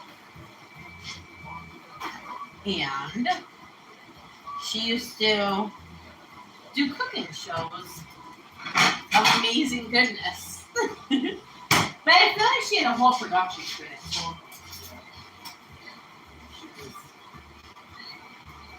not on her own. So I take my bacon and so I'll be honest with you guys. I'll be very, very honest with you. Okay? When I do this with my bacon, I am not only a bacon cook, I am also a bacon president. So that means that I have to test the bacon, right? Don't you think I should test it a little bit too? And then it depends. It depends on which one of my kids wants to be cool and hang out with me in the kitchen.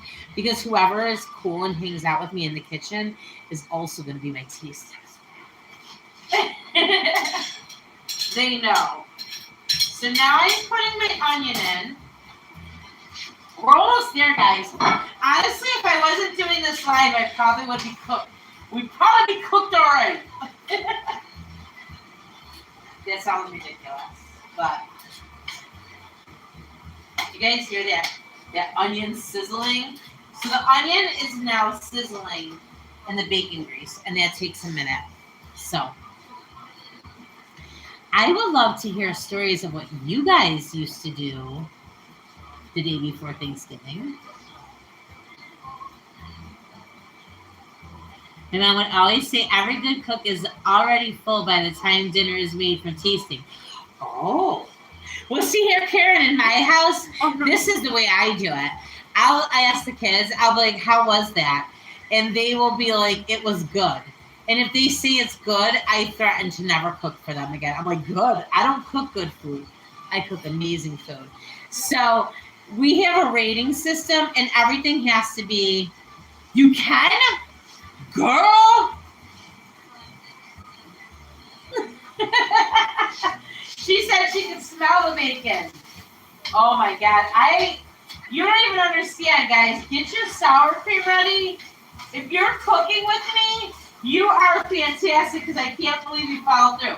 Now, onions take a minute to caramelize, however you want to call it. Again, I'm no Martha Stewart.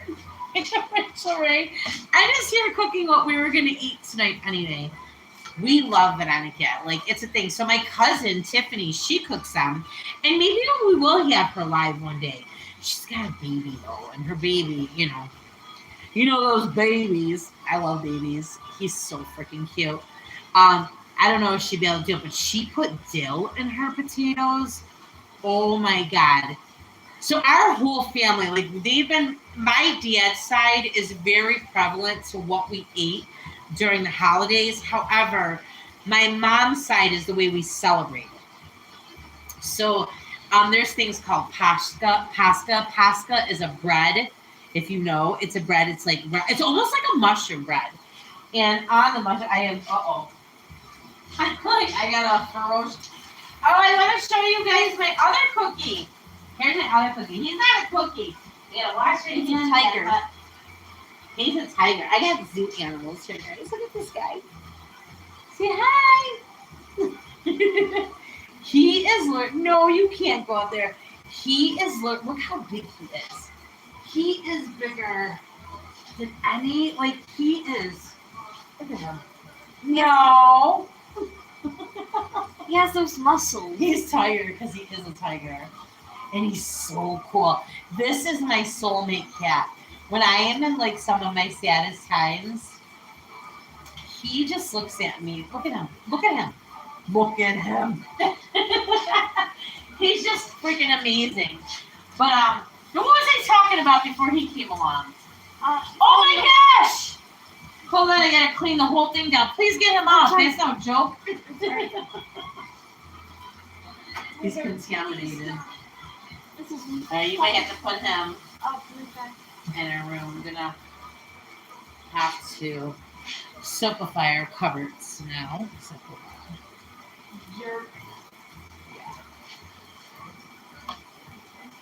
I knew. I said, I'm gonna have to lock those darn cats up.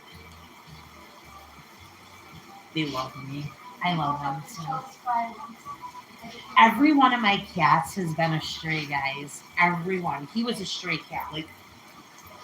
Except for the dog. The dog wasn't a stray. But, yeah, all my cats. And I have 3 beautiful cats. I have an orange cat. I have Tiger. He's just a tiger. And then Scare Bear. Crazy bear. Love him. He will roll on his belly, literally like, love me. If I ever forget what I'm talking about,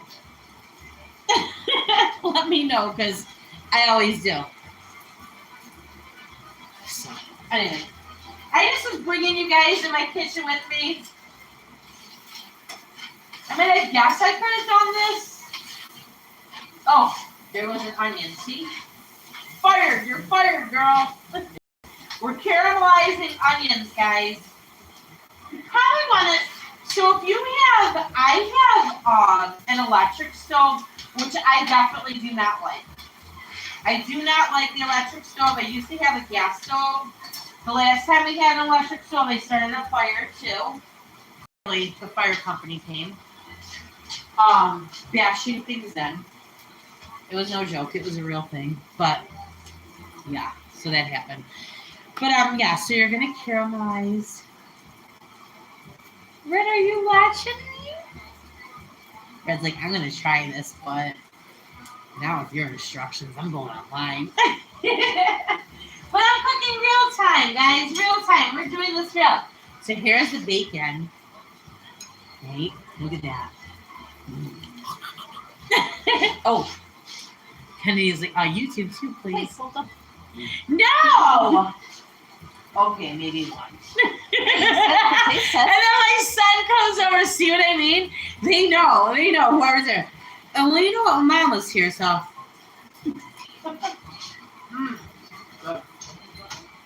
So when our onions fry, guys, this is almost a done deal because I'm not going to make you guys sit here and watch me roll out all the pierogis of Varenyky. But once the process starts, we'll do like 10. We'll do 10. I'll roll them out. Who doesn't love bacon? So, I'm just so happy that you guys choose to spend your Thanksgiving Eve with me. I think that's super cool. I hope we can kind of make a tradition. So I work with a bunch of ladies, and we are going to the first week of December, which is like what, next week?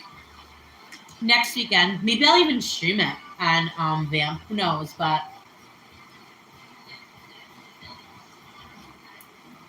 oh, me mom, pop, I love it. I always say, I'm like, you love your mama. That's what I get. But we are going to make gingerbread houses. The only reason I say maybe we'll stream it is because possibly beverages will be involved. It's a thing that some of us don't even work together anymore. Like there's a couple girls who have left, but I don't know. You know when you form a bond with some ladies that you work with, it's like, oh, that's why I worked at this job, to meet some friends. Not some friends, new friends, you know. So we're going to make it a tradition to do something for the holidays. So this year we are going to do gingerbread houses. So that's pretty cool. And they have kids. So we're going to do the adult gingerbread houses and then probably put Kennedy in charge of everything back on the Arizona route. She's like, what? Nice way to let me know. But so that's going to be coming up next weekend in my life. And then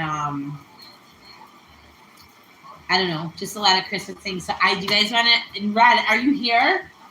Is my Red here? Because Red, I need to know if you are here. I'm going to tell a story because Red actually made me come up with this idea. So this is a pretty cool idea, and my kids are super excited for it. I think they are. They said they are. Kennedy, were you tricking me about the boxes on Christmas Eve?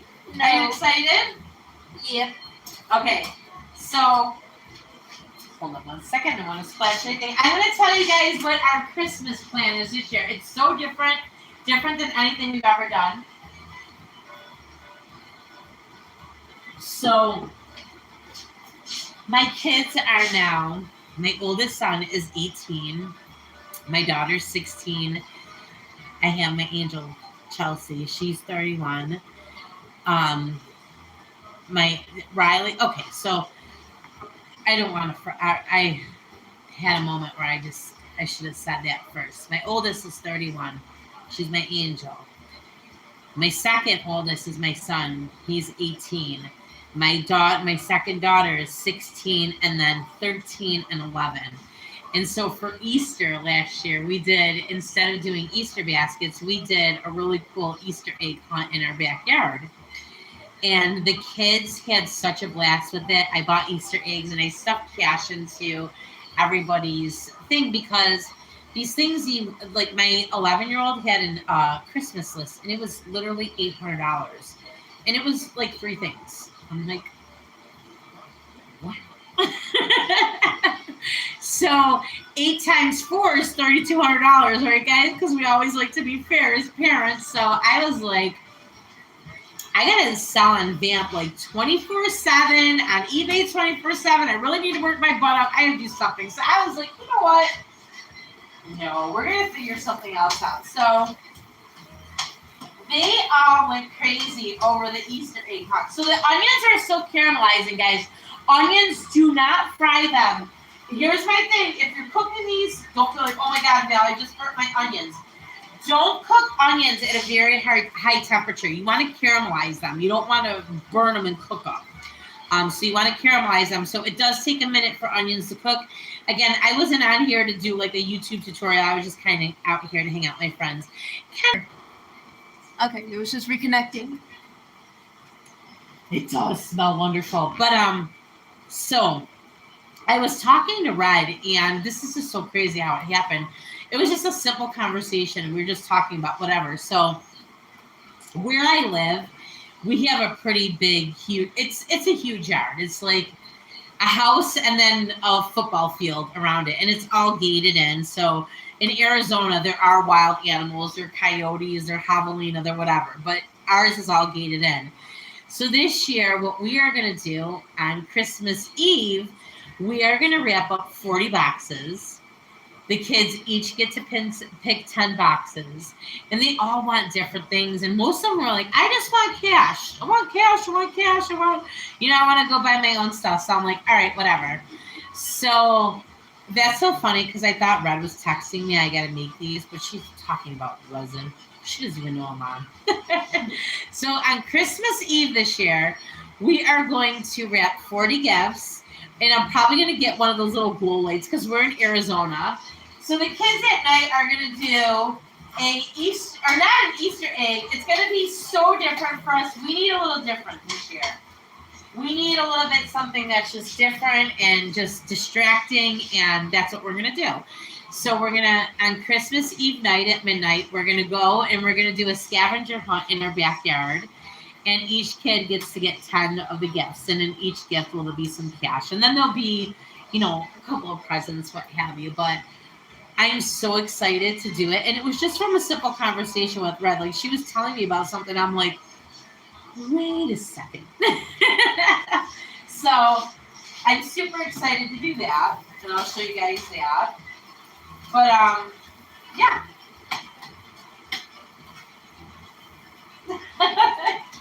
That's what we're doing. I'm still caramelizing these onions, guys. It does take a minute. And I feel like normally I get a little bit more baking grease. Maybe not. But everybody feel your dough. Yeah, so I'm really excited. And I feel like it'll be a tradition. And hopefully when their kids get older, if they have kids, you just never know. But no pressure. But I hope that it's something like, even if it's not like the highlight of Christmas, it's just something fun. And it's something you would never, well, actually, you know what? That would have actually been really cool to do in Buffalo, because in Buffalo, it usually snows around Christmas time. So that would have been neat. Like Merry Christmas presents in the snowbanks and stuff. That would have been really cool. But yeah, so that's what we're going to do this year. And then, Christmas Day, we'll do something special. so in Arizona, there's no snow, and we're used to the snow we're from Buffalo. So I'm thinking that maybe we might take a ride to Mount Lemon. Mount Lemon is right. It's right quick. It's right around the corner, and go there and see some snow. Maybe rent an Airbnb. Last year we were gonna do it, but Tiffany was having a baby, so we had to let her little guy. Oh my God! Yes, we had. Well, They don't think they have that in Tucson because I think if you rode a bike in Tucson, you might fall over. But when we were in Buffalo, they had boats on the lake that would do that, and then they also had bikes. So for Chelsea's 30th birthday, they had rented a whole bunch. A girl she used to work with rented a whole bunch of. Well, and it wasn't a whole bunch. It was just one cart. So you bike and they serve you drinks and then they play music and that's super cool. Like I love Tucson. Yes, so that's exactly it. Rachel, you want to know what's funny? Is you were the only one who, like, first off, me and you are like, when we meet, like, for real, it's gonna be like epic. We might be wearing tree torn sneakers, Swatch watches, charm necklaces, everything, because I don't know, like, I could watch all day. You should have a YouTube channel. I would be your number one fan. Like, I would watch whatever you do. But, so what the hell was I talking about? Oh, so I feel like so many things like you say and I say were like connected. So my tree torn sneakers. So I went to Kohl's with my cousin Tiffany here. Yes. Oh my God. Did you have puppies and the little oilies that you would put your finger on and they would move around? This is sick. Oh, that is so cool, right? Me and my cousin, my best friend's name at the time was Kitty. Her name was Katya because it was the Ukrainian way to say it, but in English we called her Kitty. So it was so cool. So I lived in Cheektowaga, and my father was very, very Ukrainian. He's still very Ukrainian. My father is very, very Ukrainian. He's Ukrainian to the book, but an amazing man. So we would always go to the Ukrainian church for like religion and stuff. And oh yes, sticker books are serious business. So me and Kitty, we were friends growing up, and I lived in Cheektowaga and she lived in West Seneca. And I told you guys earlier about how I was embarrassed to be Ukrainian. So when we moved, I went to West Seneca school. I still lived in Cheektowaga, but I went to West Seneca East. But Kitty, my best friend, who had been my best friend my whole life, I finally was in the same school with her. Like, what? It was the most exciting time of my life. Like, I went like by my best friend because it was like we saw each other on religion day on Tuesdays, and if our parents dragged us to school or to church on Sunday. So me and her were like this most serious sticker book collectors. So we would trade our stickers. But so we used to go to, so they used to have this Ukrainian. So it's a Ukrainian church, Ukrainian hall. Everybody there spoke Ukrainian. And across the street was called the Apple Tree Mall. But inside they had like a Barb's Hallmark shop. And in the Barb's Hallmark, they used to have like the little notebooks. I know you know what I'm talking about, you guys.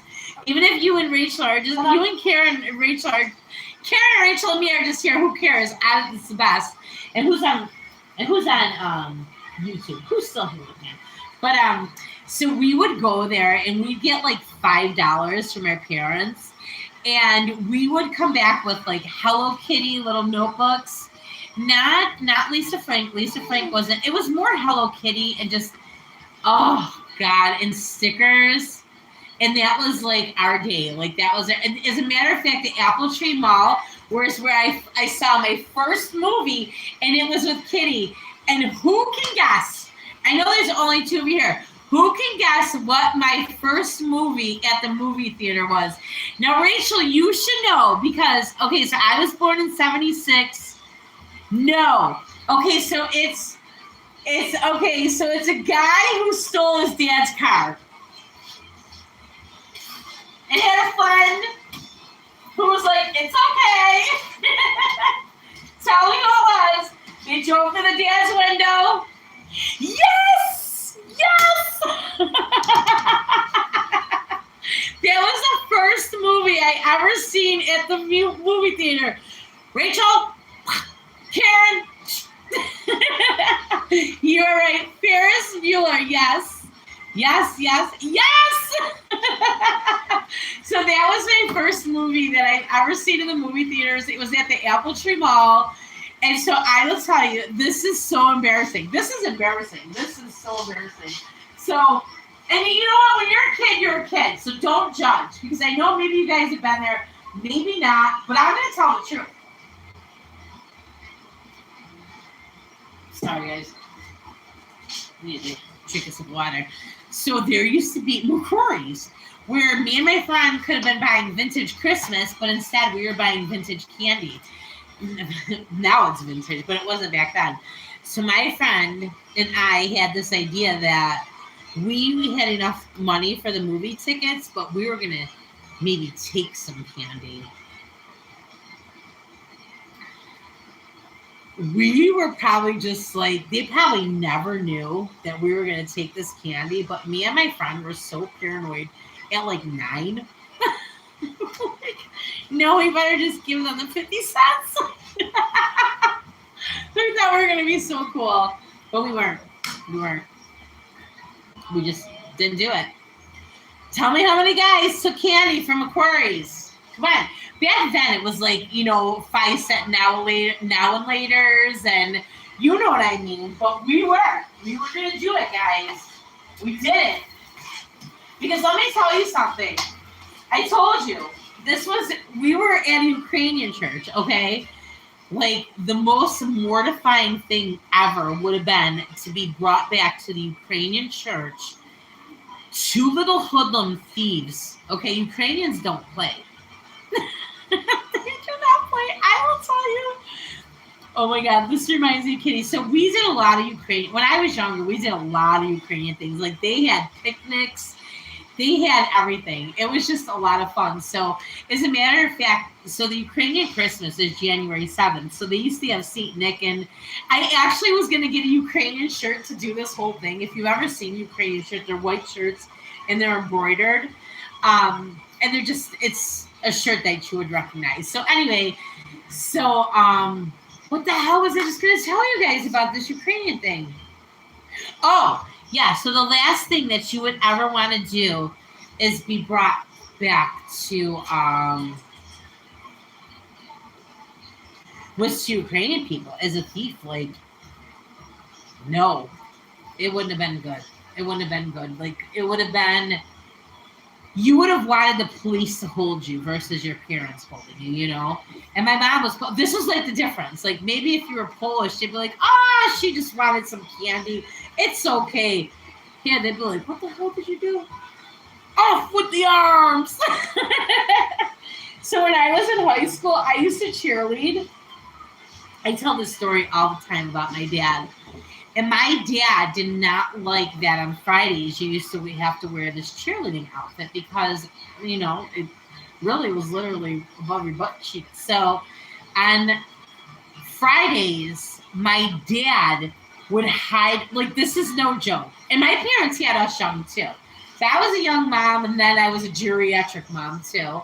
But because at 37, I had my last little guy, and they were like geriatric. I'm like, what? Like, isn't this the right time? Like, it made me feel young when I was young. Like, I was always judged as I was having babies. But so my dad, he would be the Ukrainian guy, and he would hide my cheerleading uniform. But it was like, he was young, my parents were young. I knew what he was doing. So I would have to call my mom at work and be like, Mom, I can't go to school today because if I don't go to school, or if I don't wear this uniform today, I can't go to the game tomorrow and cheer. So my mom would have to call my dad, yell at him, and then next thing I know, I was like late for school all over this cheerleading uniform. But yeah, Ukrainian people, they don't mess around. They're very serious. Which is okay, because I feel like, you know what? Sometimes we need to be. All right, guys, are you ready? I want to show you what I'm doing now. So my onions are caramelized to the point of where I like them, and I take a little scoop out because I don't want to move cameras and do things that we won't be able to see. So I'm going to take a scoop out and just, again, hanging out with my friends. No professional here. So I just want to show you. They're not burnt. You can see that. But they're caramelized. They got that amazing. Oh, I didn't have a Southern mother. I had a, listen, you know, they might talk about Southern mothers, but I had me a good old New York mother. They don't mess around. And my mom, she must have been Ukrainian. Now I'm wondering, maybe she was not.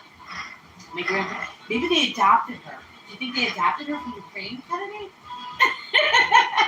I don't know. Oh, You get out of here, Miss. no, my mom was Polish. So my mom, my grandma had my mom when she was 40. So my uncle, he was 16 years older than my mother, and she was spoiled because she was a baby. They were never. My grandma used to tell me stories. She'd be like, "Yeah, I used to sleep in the bathtub." Yeah, right, Graham. That's why you had a baby at 40. My grandma used to tell me some funny ass stories. So she had my mom at 40. So at 40, my mom was a spoiled brat. And she was spoiled. She's always spoiled. All right. So anyway, I showed you my caramelized onions, right, guys? So this is important. So you're going to want to grab, maybe you guys don't even like onions, but you're going to want to grab a couple scoops of the onion, right? But you want to save some onion too, because when the Varenyky or the Pierogis, whatever you want to call them, are done, you're going to want to fry them in this bacon. And also, and I have an electric stove, so I have to take that off the burner. I'm going to put my next burner up. Hold on. Usually when I do this, I have no organization, nor do I care about organization. But today, we're going to try a little bit. Right now, what I'm doing, guys, I'm just filling a pot of water. So when I cook the first, see how an electric stove, I literally just clean my stove to get all those off. That's the only thing I hate about electric stoves. It's like, it takes a lot of cleaning. I feel like a gas burner.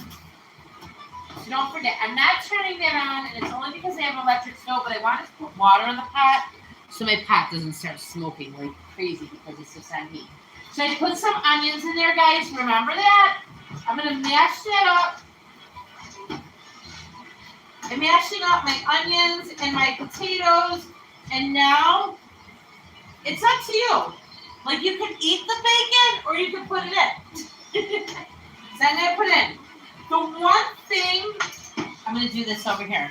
The one thing about the bacon is you don't want the bacon to be like, and I'm probably going to, hate my words for this, but you don't want the bacon to be too, like, pointy to the point where it's going to poke through your dough, because, and this was crazy. So recently, because of some, bad things that happened, my family, we were all together, and it was a moment that, probably would have never happened the way that it did, but it was a moment of just like sharing memories and stuff. So my Aunt Raya, so I have my Aunt Raya and my Aunt Nina and then my dad. So I will tell you, I'll tell you their names because I just told you my Aunt Raya and my Aunt Nina. My dad's name is Mikola. That's my son Riley's middle name. So they're very, very Ukrainian. So my Baba used to make Varenyky all the time, and I never knew this. So my Aunt Raya, she's like almost 80 years old now, right? And so when we were together, she said, Baba never let me make Varenyky. And I was like, why? And she said, because she always said that I would ruin her water. So the one way to ruin water, guys, is to have your Varenyky pop open when you're boiling it. You just don't want that to happen because it creates some type of, so I just want to show you what's going on here in this pot. So it's potatoes. I've only boiled the potatoes, and then I drain the water from the potatoes, so everybody sees it. I drain the water from the potatoes, and then I mash them. And then after, I added in the bacon, which I cooked, and then the onions, of which I cooked, and the bacon fat. And I'm gonna mash this together for a minute just so I can get that bacon. Normally I let my bacon probably crisp a little bit more, but because I'm here, I kind of was trying to like get this ball rolling. Now, what you also want to have is this piece right here. I never had this. I kind of just did it by hand. But when I went to Buffalo, my mother's like, oh, no, you need one of these. So she gave me one of these, and this kind of keeps each Varenyky uniform. So when you're going to grab the mixture, you're going to grab, it really just depends on how big your dough is. And then you're going to put 2 in, and we're going to seal them, we're going to boil them, we're going to fry them, and then we're going to put some sour cream on them. Oh, so good. But first, guys, this is why Ukrainian women are so strong. They are like literally doing this stuff. So none of my grandparents, we never ate takeout. Like, I don't even think my Baba and my Dee knew what Chinese food was. My grandmother, after she lived to like 90, she was my best friend, not 90. She was like 96. She was, you ever had that one person in the family was the one that kept it together? That was her. Like, there was no bullshit, you know? No, we never ate out. So when Chelsea was born in 94, and it was so odd. My grandma would be like, go to McDonald's and get her a Happy Meal. And I'm like, what? I never got a Happy Meal. So my grandma was all about it when she was little. And I remember Chelsea being like 1 and ate a whole Happy Meal. So when she was born, I love to talk about her. She's my angel baby. I feel like she's always with me now. And it's the way I have to think. But she was 10.5 pounds when she was born. I had I have 5 babies, all C-sections, guys. Talk about the love for children. Like, when you're doing 5 C-sections, you love babies, right? I could have had 20. But they were like, look, we can't do it anymore. I love kids. I love them. I love them. They're still my babies. I love them all. But, yeah, so she was my little... They were all big.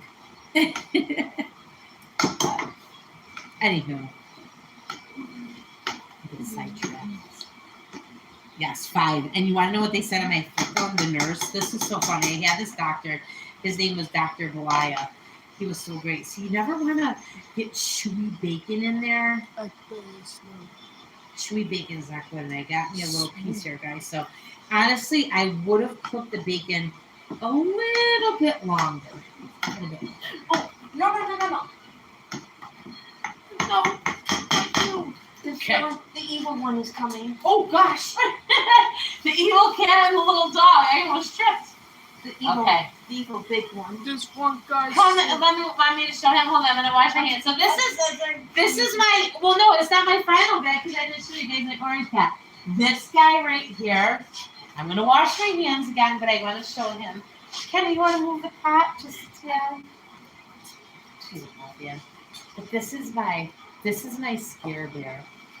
He is another stray. All of our cats were strays, and they were all. Oh, I love this guy. They were all a little skittish because they were all strays. I'm gonna wash my hands. But they are just so. They're all of a sudden like humanized. They like. 2 of them we brought from Buffalo to Arizona, so they literally did a road trip with us, and then,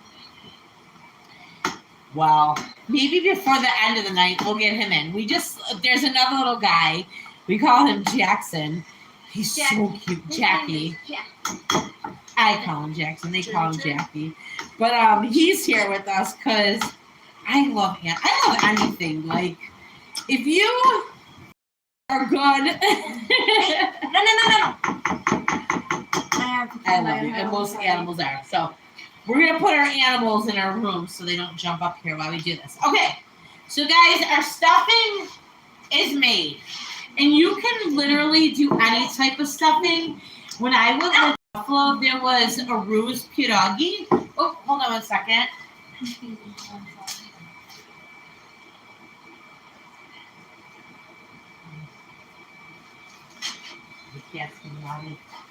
There was a place called Rose Pierogi, and they had, it was banana pepper and some type of cheese, but then COVID happened and they went out of business. So you can literally stuff these with anything. Stuff with it. So our dough, guys, we are ready. You guys ready? I'm going to say we're going to be probably ready to eat in like 10-15 minutes. So our dough has done its doughing. I'm going to put some flour on here. Give me 1 second.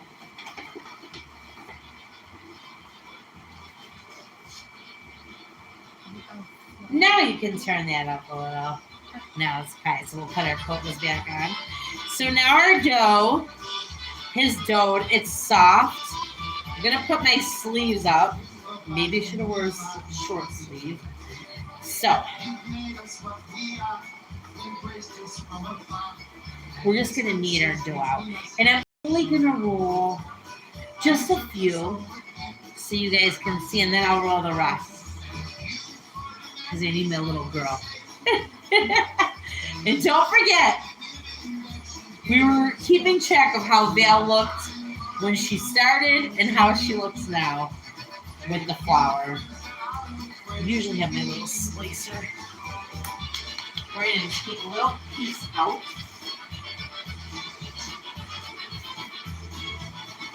Get nice and soft. And then we are going to roll it, guys. I gotta get me a little. I use a cup. I wish. I think if I made these a lot, I might end up being strong. What's up, goddess? That's a comment I just got on YouTube. So what's up? Let me tell you, Ukrainian women, they are strong. They're resilient. Like, when I was just in Buffalo, my mom has this friend, and I just remember her as being young. So for her to say, like, she's 80, like, blew my mind, right? Now listen, it takes me a minute to roll out my dough. It may take you guys a minute too. I like to just take this is just, guys, just a little Polish Ukrainian girl. So it literally takes me time to roll the dough out. And I'm going to be very, very honest with you. I usually don't roll my dough. When you have muscles, you use them. You guys are going to see me doing some stuff that's so hard right now. I'm not joking. Rolling dough is hard. But, you know what? You just got to show that you can do it. Ugh. Like, I do like this. And I'm only doing a little bit at a time, so don't think like this is all I do. Look how, like, I am literally pulling up a sweat. I am doing things here, people. Hold on.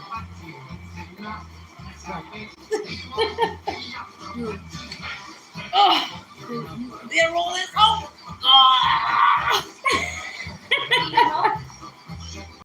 My daughter, she's so sweet. My daughter is little muscle lady because she's stronger than I could ever be. Mentally, physically, I worry. Like, is she gonna kick my butt? Okay. One thing you don't want to see on YouTube, you guys might have seen this, but on Vamp, maybe not, but I just rolled my dough over. The one thing you don't want to do is create creases. Okay? This is all experience. Like I sometimes do it like this. I'm sure there's some professional way this should work, guys. It's the fruits of our labor. I'm not joking. You might be like, Val, are you being funny? No, I'm being serious. You don't see the sweat on my head. Oh. And the one thing about Varenyky or Pierogis, you want to make the dough. What the hell is dough? You want to make the dough thin because otherwise it just tastes chewy doughy. You know? You never want chewy doughy. All right, see? So this is just a part of my dough, guys. This is not all my dough. The reason I do it like this is because, first off, I'm trying to show you what I'm doing. Secondly, I feel like I'm definitely no professional. And if you let your dough sit out too long, it dries up. Okay. So you guys see, right? What the hell? You want to roll it out thin. So this is no joke. Like the fact that I wear black just shows you this girl's crazy. Nobody shows their flour like that. I mean, this is literally how I would be doing it. I would be making this big dramatic scene of rolling my dough out if you guys weren't here, because rolling dough, so joke. You guys see this dough? Look at that dough. We're about to cut this in circles, stuff this bad boy, and eat a pierogi. And here's the thing, guys. If you've been watching and you haven't been making, you don't get to enjoy the final step, which I'm going to show you. Oh, it's so good. All right. So, what do you think, Kathy? You think this is good? I think it looks good. Also, one person said cook and one it makes sauce. Maybe one more roll. And guys, I told you I have I know it's not a stiff dough. It's just that it takes muscles. You got to roll it out. So, but I don't feel like, no, you shouldn't add water to the dough, because I feel like if you add water to the dough, it makes it sticky. It doesn't make it softer too. The point of like the warm ingredients when you first add it, like to microwave that, or if you don't have a microwave, because I didn't forever, because I just didn't, I don't know, I was scared of microwaves. I had one and then I was like, we're not using that anymore. That creates bad things that we shouldn't have in our bodies. So, so I would melt everything in a pot. So if you don't use a microwave, you know, so that the point of that is when you add warm to the flour, it gives it that soft. No, you don't have to have patience. I promise you. This is a longer process than it should be, guys. Like, I'm totally over talking it. And I literally, like, this is how basic it is. I just use a regular cup, right? So, the one thing about the dough, though, is you want to make your circles as close to the other circles, because you don't want to waste dough. Now, here's the thing. I will not re-roll dough. However, if the glass man is here, we do family things together because we have children and we are family. If anybody asks me out there, we're very good friends and we do things like that. He will roll out my dough for me, and then after like the leftovers, he will re-roll it. But honestly, you've seen how hard it was for me to roll the dough. I don't like to re-roll it. I usually throw the scraps out. So I try to get as close as possible. But by him re-rolling the dough, I feel like I get about, I don't know, 10 extra, which 10 pierogi extra are like, it's gold. So literally, guys, I'm doing nothing. Exactly, the cup. Oh, what size is the cup? Kennedy, do you have a ruler or something? I seen a ruler or a tape measure out, and we could do the cup. I would say about 3 inches, but I'm going to tell you what. You can use any cup, any plastic cup, because I'm going to show you what I do even after this.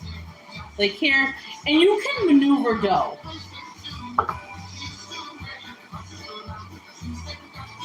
I'd say about 2-3 inches, honestly. But after I do this, I actually roll the dough. I've never seen anybody else do it, but I do it just to make them a little bit bigger.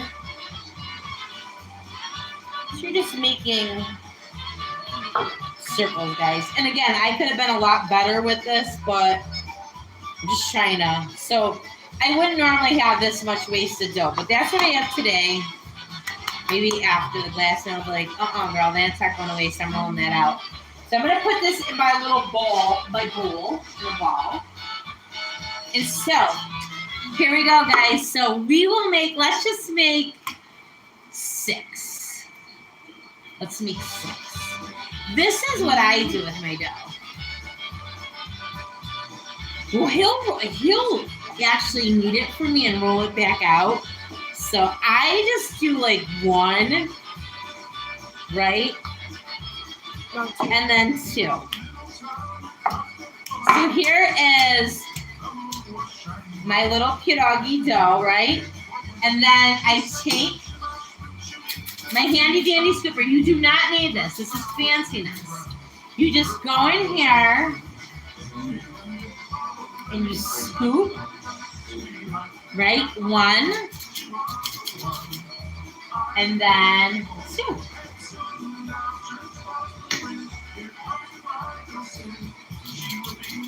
Right? And then, guys, here is the most important part. You want to make sure that you fold this over. This is what I was talking about. Sometimes the dough is a bitch. Literally. It doesn't want to squeeze together. So I had a little bit there that didn't want to squeeze together, but it is now. Right? So you're just going to smash this dough together. You really don't want to get potato in it because the potato will make the dough unseal. The dough that unseals will leave potato in your water. And that is why my grandmother, my Baba, never let her daughter make, no, I want that, oh yeah, perfect, right. She never let her make Varenyky with her. So my aunt's in San Diego, and she's like, you're coming to San Diego and you're teaching me. Because we had these the one night. So you can leave it at this. You can leave it at this. What I do is my daughter, she will squeeze these. Can you guys believe we're at the final product? She will double squeeze these, right? And then there's so many techniques. You can go on YouTube. I'm just like, first off, when you're cooking for 6 kids, you are definitely doing what you can to keep everybody fed. Not 6 kids, 6 people. Sorry, I didn't mean to say that. There's 6 people here. I have 5 kids. There was 7 of us, but there's 6 of us now in this house. So you can either squeeze it together with your fingers and then leave it alone, or you can do this, right, with the fork, right? So here you go. There we go, guys. How quick was that? So here's the thing. Always keep in mind, don't be like, oh my God, this process was ridiculous. I want to just move this and start boiling my water because it's going to take a minute. The process was not hard. I just talk a lot. At least you guys, oh my God. I wish that I could literally reach out to the phone and give these to you, but hold on. So you want to we're going to boil water now. We're going to put a tiny bit of oil. Just a tiny bit of oil, just like you do when you're making macaroni, just to make sure that the it doesn't stick. So I am using Wesson oil. I guess you could probably use, I usually do use olive oil, but that's what I had today. I made something the other day and literally used all my olive oil. I was like, oh my God, I have no olive oil. So that's what it is. So I put them, I'm boiling my water, and then we're gonna do 6. We're gonna do 6, and then I'm gonna eat one, and then me and my fam are gonna make the rest of them because we got a lot here. So I hope you guys have had an amazing night. I would love to do this again. Sometimes just hanging out with friends is way better than having the pressure of shipping and selling things. So I hope you guys are totally enjoying this. I know I am. This was actually super fun. So, little nerve-wracking at first because I'm like, oh my gosh. It's still nerve-wracking because what if they don't come out? Oh, Red's calling me. Somebody tell Red. Somebody tag Atomic Red and be like, girl. Me and her are so funny. They're like, oh, you were doing a thing tonight? So. Again, guys, the one thing that is so important. So I read this little hick. Oh, am I back with the okay. So Red, my best friend, my BFF, Atomic Red, was calling. That's when you know you're best friends with somebody. Like, you forget to tell them you're doing an auction, or I'm not doing an auction. I'm gonna do the fork today, guys, because I want my like fancy dancy when I eat them in front of you guys. So don't forget, you can put any filling you want in here. My dough recipe is absolutely the best, honest to God. So we got 2. See how fast 2? And listen, if I wasn't here talking, this would be so much faster. My mom, when we made them in California, my brother videoed, but my mom was like, no, I'm a big liar. Sometimes I forget my stories. I went to Buffalo and me and my mom made these. And then she was like, oh my God, I can't believe like how easy these were to make because I feel like my Bob would complicate them. See, potato fell out. And I always roll the dough out, guys, because I feel like, see right now, here's a piece, like watch this. Well, I lied.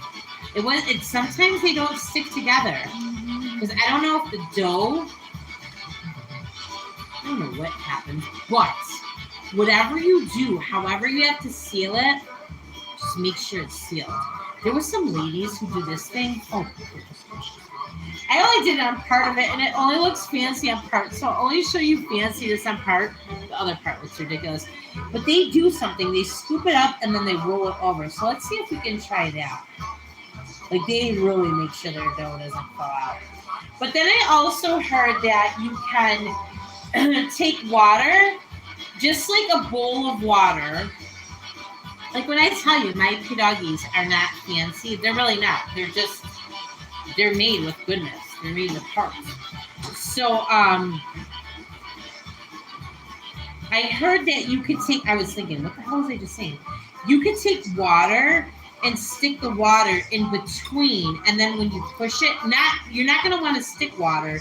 You're going to take a bowl and kind of run your finger along the water, and then that is going to make it adhere. See how that is? Hi, Shelby! So I am making banana. My water's boiling, so all you do, so we are at 3. We're going to make 6, guys. We're going to make a half a dozen. I'm going to try one right in front of you. We have to have 6 because, you know, all the kids will be like, what? So I just roll them out. They're all standard size by my little cup. Shelby, maybe I'll come visit you. So they're all standard size, but then I just do like one roll, one roll out. I'm only doing it very softly. Then one roll this way, and then they just become a little bit thinner and easier to stuff. So let's do 2 scoops. See how that bacon gets there? I gotta see how. Oh my god, 2 hours and 40 minutes, guys. It does not take 2 hours and 40 minutes to make these. I promise. You would have probably 3 dozen done in 2 hours and 40 minutes, but Val, she does lots of talking and stuff. Can I tell you guys a fun fact? Only my red knows. Before any social media, I was never called Val. Never. I embrace it and take it in now. So I came from I don't want to say formal families because my families like to have a lot of fun, but they didn't call me Val. I'm Valerie or Valerie. Yes, Red. So I've never been called Val. Never. Like social media is the only people. Like my parents never call me Val. Never have I. So I never liked it. I when people call me Val, like strangers and stuff, I would get so mad. So through social media, and I don't want to say social media, but like Whatnot and selling platforms, I became Val. So it's like, but it's so funny, yeah. So I never was called Val, never. I was always Val. My grandma, oh gosh, in the meantime, I'm starting a fire. My grandma used to call me Valerie. Valerie, what are you doing? And then my Bob would be, yet to be dumb. Ooh, this one came out. This one came out a little bigger, but isn't that funny? I know people call me Kennedy. So Kennedy is my beautiful 16-year-old daughter. So how Kennedy's Castle started is I have a Cricut machine, and I used to do a lot of custom personalized stuff, and I called myself Kennedy's Castle. Like just selling on Facebook Marketplace, like personalized elves and personalized ornaments. And then I bought a storage unit, and like literally had so much stuff. We should try that water thing out. I've never tried it, and this one's a little hard. You should just see that method. But anyway, I bought the storage unit, and I had all this goods to sell. And Kennedy's Castle never did me wrong. Like it was always just beautiful. It was my daughter. It is my daughter. Like she's a beautiful little human. So that is how Kennedy's Castle. So I'm Val, but I really am Valerie. And you guys don't have to start calling me Valerie now, but it was weird because literally, so when I would argue with a certain someone, not argue, but have a debate to piss me off, he would call me Val. He'd be like, all right, Val. Now I am Val. All right, we're at 5, guys. One more. We're at 6. We're going to boil these bad boys. We're going to fry them in our onion and our bacon grease, and we are going to eat one. Hi, my gorgeous Shelby. Want to see something? I'm going to show you guys. Shelby, I know you're not camera shy. That's my niecey poo right there. Love her. Yep, that is my Red's daughter. And I'm going to show you my Chelsea too before the end of the night because I just feel like it's Thanksgiving and I'm thankful for so much.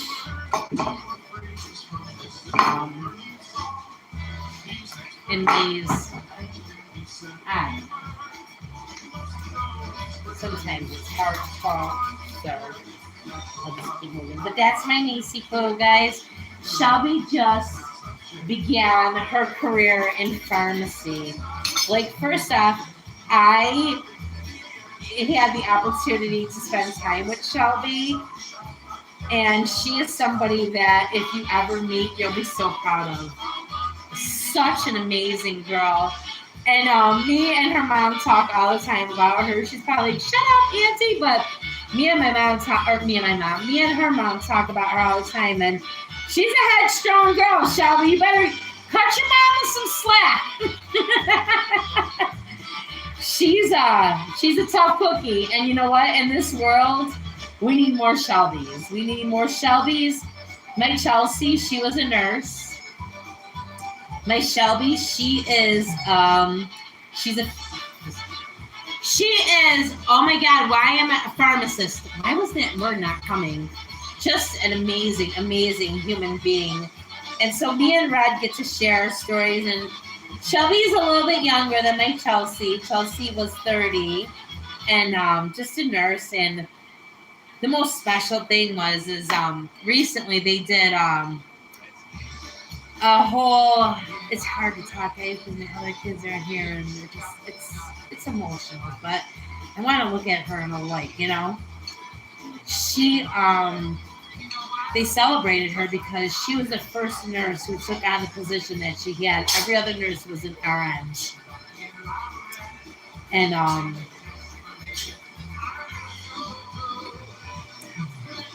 me, if you guys don't know me, I'll talk about it before I cook my pierogis, because I feel like maybe Shelby coming in was just a reminder. Hey, don't forget me. So I'm going to share her with you. Give me 1 second.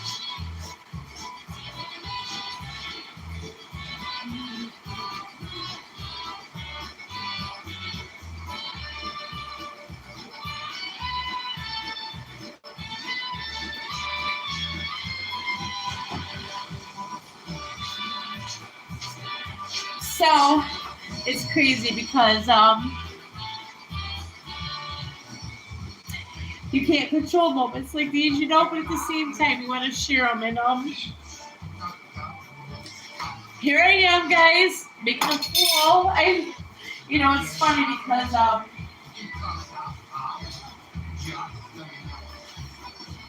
Misty told me a story today. She's like, sometimes people don't like to see them crying. Well, certainly I don't either, but at the same time, I want to share her. So this is my baby.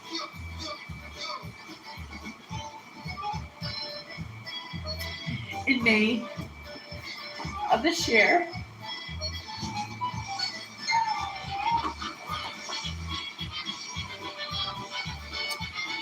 some piece of shit, I hate to call him that, but he was driving 90 miles an hour, and on Cinco de Mayo, I could turn it though, Kenny, he crashed into her car. And the only reason I share this story is because I know in life there's a lot of people who share loss, you know?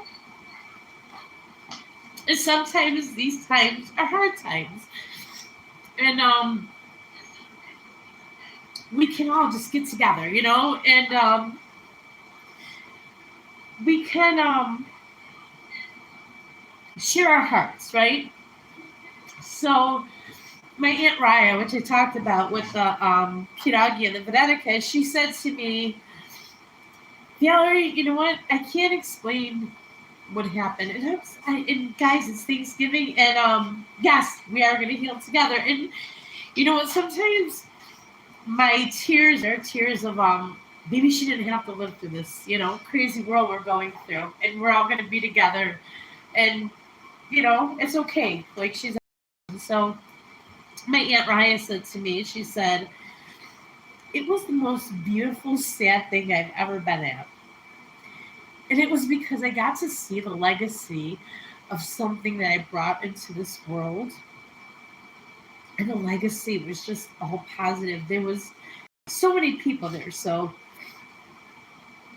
I just want to read. And please understand that. You know, I didn't come out here to make Varenyky or anything that, make you guys sad. But there's just, you know, you never know who's out there. So I want to share her. So I hope I'm not offending anybody who, I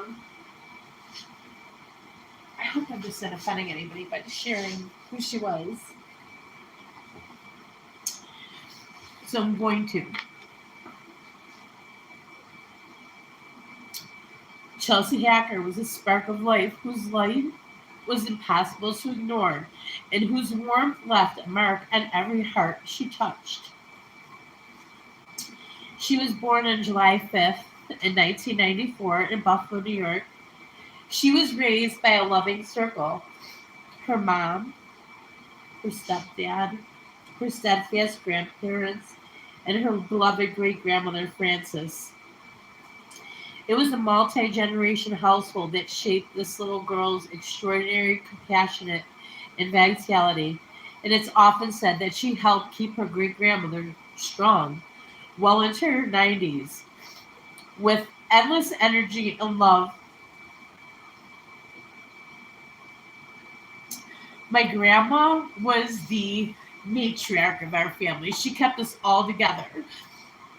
And she made the holidays what the holidays were. She made the traditions what the traditions were. And she loved my Chelsea like no other. So sometimes I am comforted knowing that they're together. From an early age, Chelsea was a bundle of life, curious, joyful, and full of heart.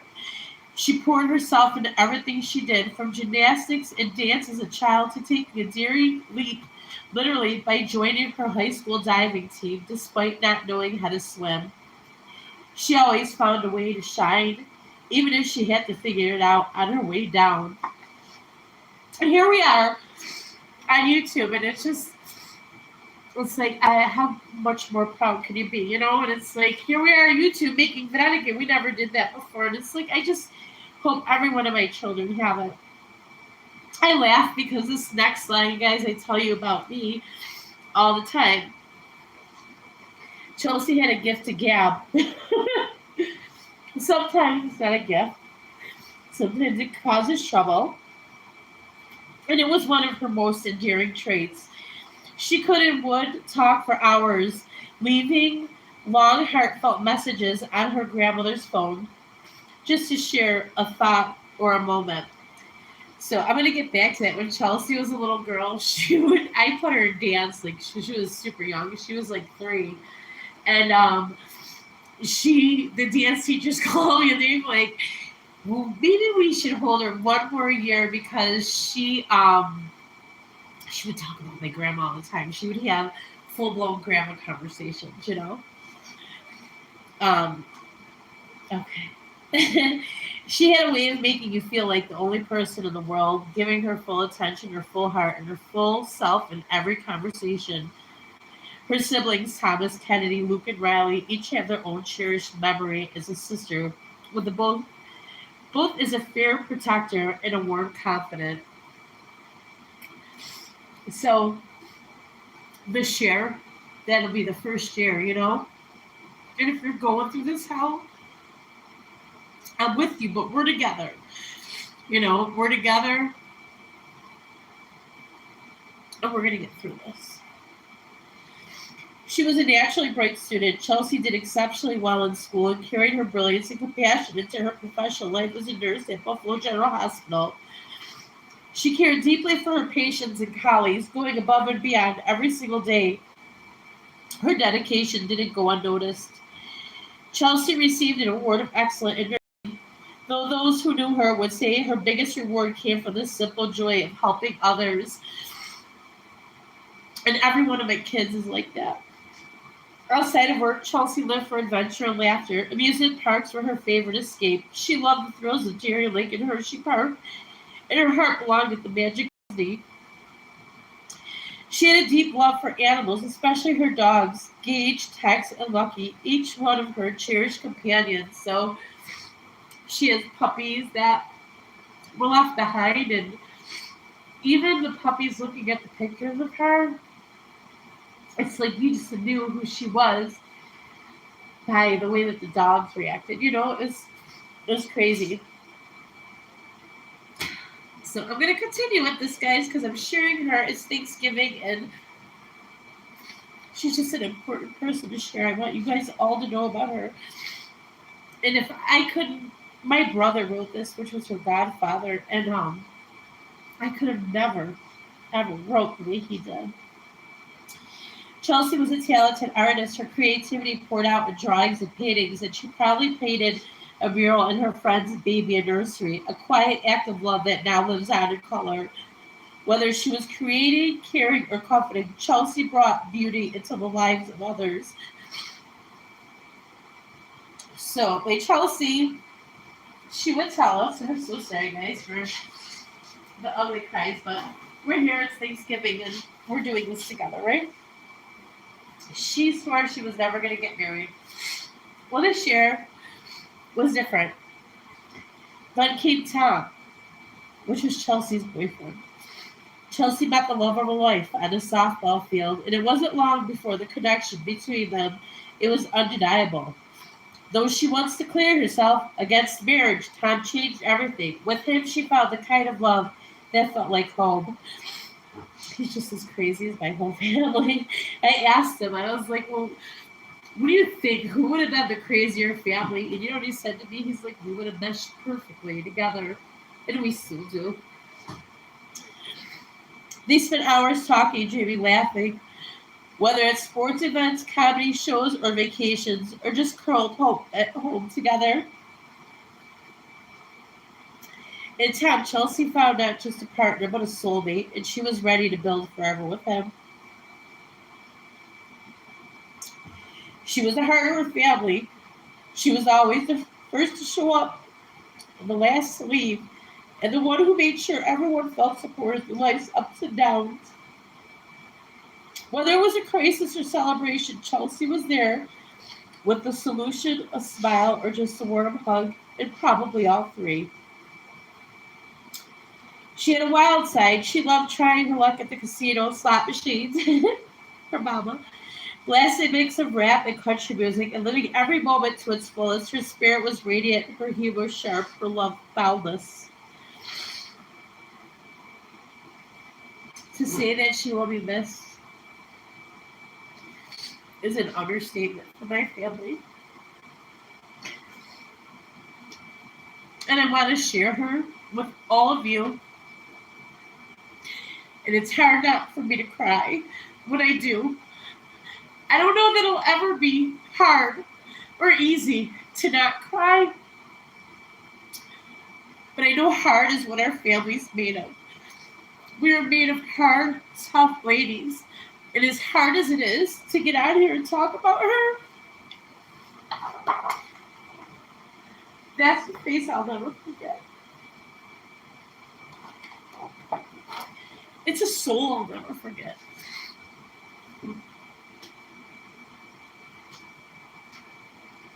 It's everything and anything that somebody should want to be, you know? So, I know I'm on YouTube. I know I'm on Vamp. I know that, you know, you guys are probably like, Val, you should really get it together. But I just want to let you guys know, sometimes it's hard to get it together, you know?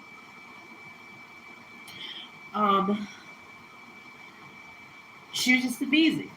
You know, this is our first year without her. But it's weird because I'm in Arizona and she was in Buffalo. And more than anything, I feel like she's always with us, you know? So, I don't know if anybody else is going through what I am. I know certain people are, you know, but maybe they don't want to share what have you. But I just don't not want to share, you know? So I apologize. I hope I don't make you sad when I talk about her. I hope you are happy because she touched so many, you know?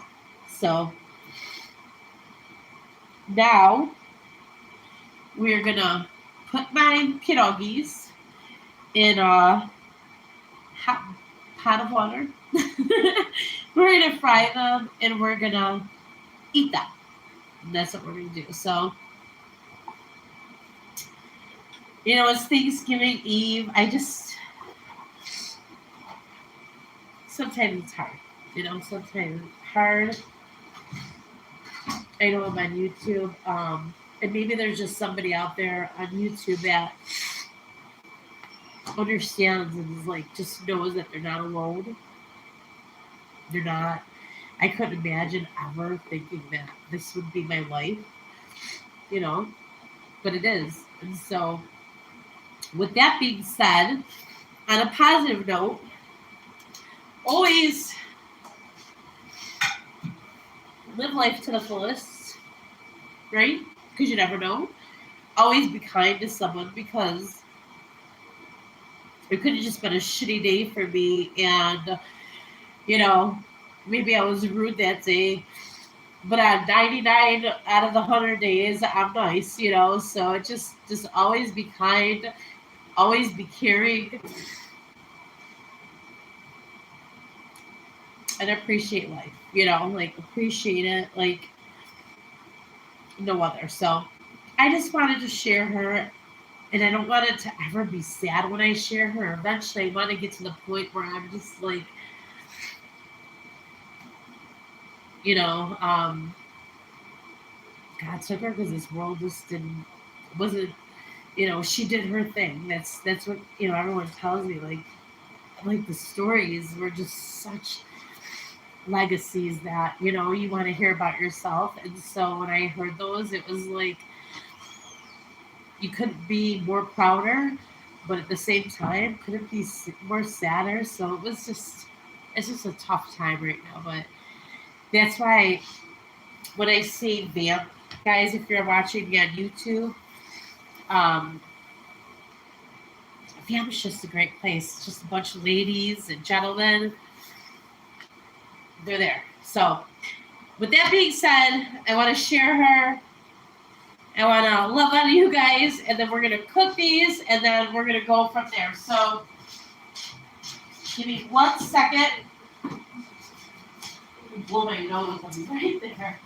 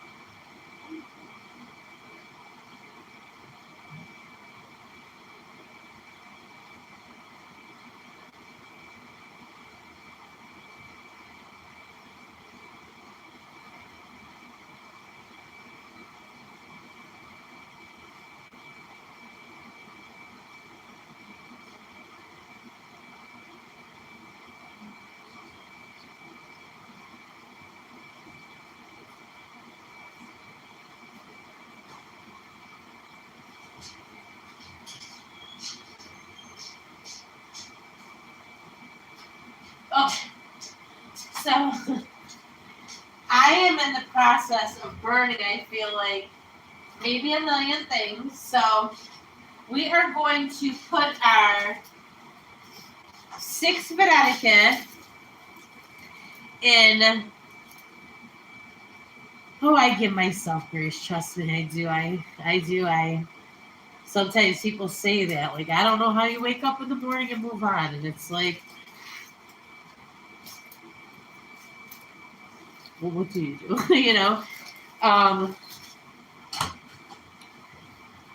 So, and I love you guys more than you'll ever know. More than you'll ever know. You replace my nights with a lot of.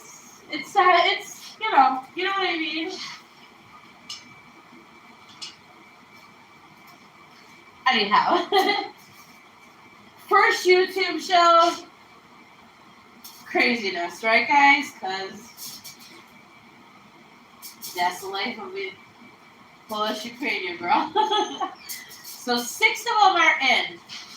You're not gonna leave them in there for a ton of time. Just let them float. Let them float. And maybe also not let them sit. Now here's, guys, where things can happen. This is what my Baba would tell my aunt. You are not ruining my water. So don't let the water rootage prevent you from cooking. If you ruin the water, it's okay. Start over. I love that you guys are willing to listen, because you know what? It's a hard thing to talk about. Oh, I had a cat here trying to get up here. But it's also a hard thing not to talk about, right? So one day I'll be in a position where, well, maybe I won't. I don't know. It's like if you could control it, you probably would, right? But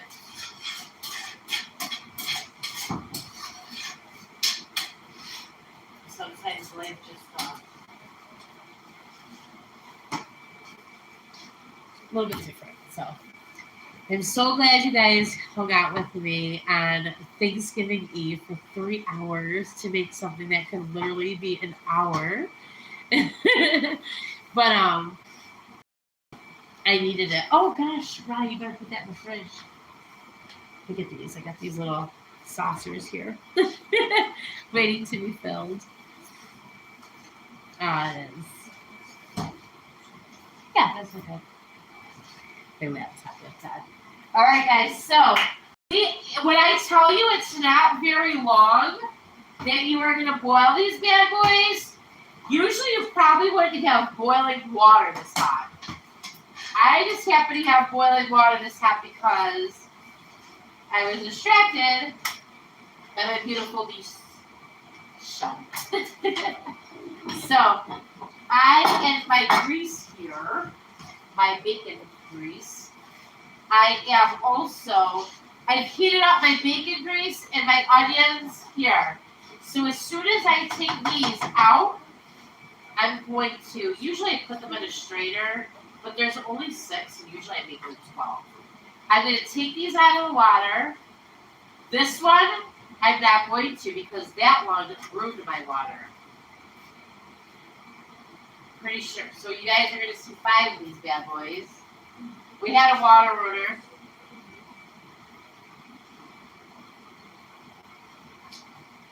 Rude, but we did. And then we're going to fry these. Oh, you're the water ruiner. Not you, buddy. Maybe he wasn't a water ruiner? We are frying these bad boys, guys. I can already see, like, the brown on some sides. And listen, Linda, if you have any questions, send me messages, but this should all work out the same way it did for me. So we're going to fry these suckers. Let's turn that. Let's turn that heat off. Let's turn this one off. I don't have my things, so I'm just moving that. Moving that. You guys ready to eat Varenyky with me? Let me get my sour cream. I am a sour cream girl.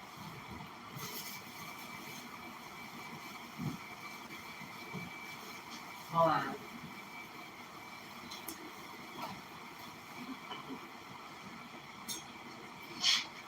Don't forget your dollop of Daisy. Anybody else remember that commercial? I don't even know that was that long, but it was a dollop of Daisy. Oh my God, Rachel, live through me today. I'm gonna eat it for you. It is so good. So guys, literally it does not take 3 hours to make these. As my Chelsea, I have the gift to Gab. I think that's where she got it from. So I just put my little sour cream here. I love sour cream. I eat a lot. So we're gonna try them. My kids are gonna be like, "Wait, you're eating them before me?" Yup. This is a lot of work, boys and girls. And then, so my mother, she literally will take butter and just melt butter. Oh my gosh, I'm making a terrible mess on my stove right now. And I gotta roll out a bunch of these bad boys today. But she would take butter and just melt them right over.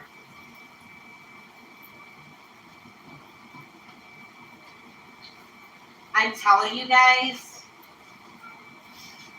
they're delicious. So 2 more minutes, baby. Oh, you have a comment? Oh, is there a comment? Riley's taking She sugar. said I can still check on YouTube. Oh, yes, I am. Yep. Riley was telling me that you were there. He's so cute. So, all right, guys, hold on. These are so good. Trust me, I'm not going to eat all 5. I'm just going to take one because my kiddos might go crazy. So I boil them, and then what I'm frying them in right now is the bacon grease and the onions. So I took some of the onions and some of the bacon, and I put it in the potatoes, and then the rest of the bacon grease and the onion and some bacon are in there. So let's take one out. Let's just take one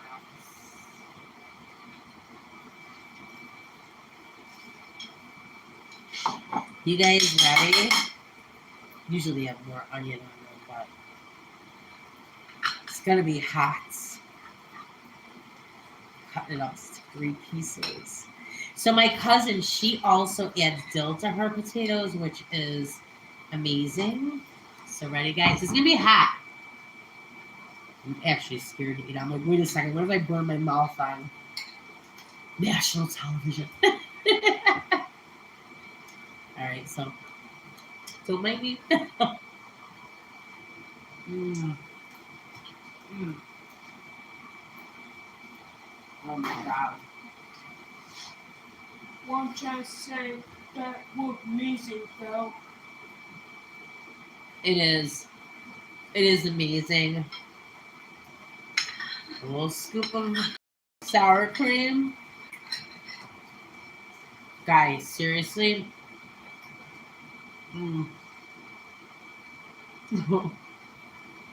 Here comes my oldest son. Where's mine? Oh my god. So, maybe one day I'll fast forward of how you make these. Guys, I could not.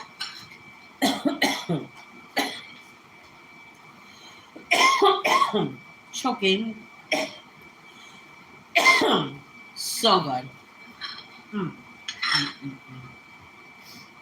Anyhow.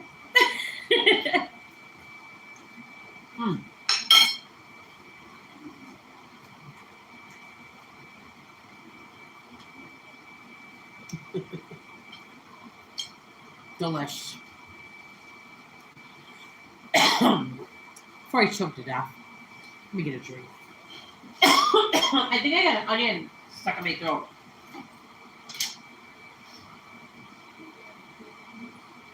Anyhow, guys, so good. I am about to roll out dozens and dozens of these with my Kennedy right now. We're going to put on Polish music. Polish polka Christmas music. So if you guys ever make these, I also have a stuffed mushroom recipe. I told you about this the other day. Food stuck in my teeth. I will share that with you. I promise you, my stuffed mushroom recipe will probably be like a half hour long. Won't be so long involved, but I was just kind of hanging out today, hoping you guys, somebody was hanging out with me, and I really do appreciate if you are on YouTube with me, if you are on Vamp with me. Again, guys, if you are not on Vamp, I strongly encourage you to be on there, only because I don't know how I am about YouTube, only because I know on Vamp, I know who's there, and I know it's like family, it's like walking into Cheers in the bar, and, your friends are there, and, like, maybe Rachel might be Norm, and I might be, let's see, who else is it? Norm, and who else? Frasier was there. But I feel like me and Rach are way too much like Norm than Frasier. Do you know what I mean? So anyhow, I just want to thank you guys all for spending time with me. I hope next year there's even, more friends who want to hang out and just always share like some type of Thanksgiving experience together. Maybe we could raid into each other and make some type of recipe, or maybe just even raid into each other and say Happy Thanksgiving, right? I'm blessed to have a large family.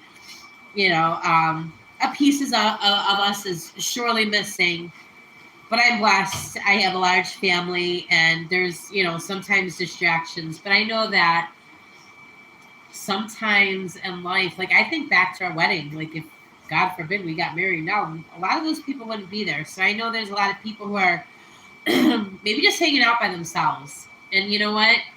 At VAMP, I can promise you, you will never feel alone.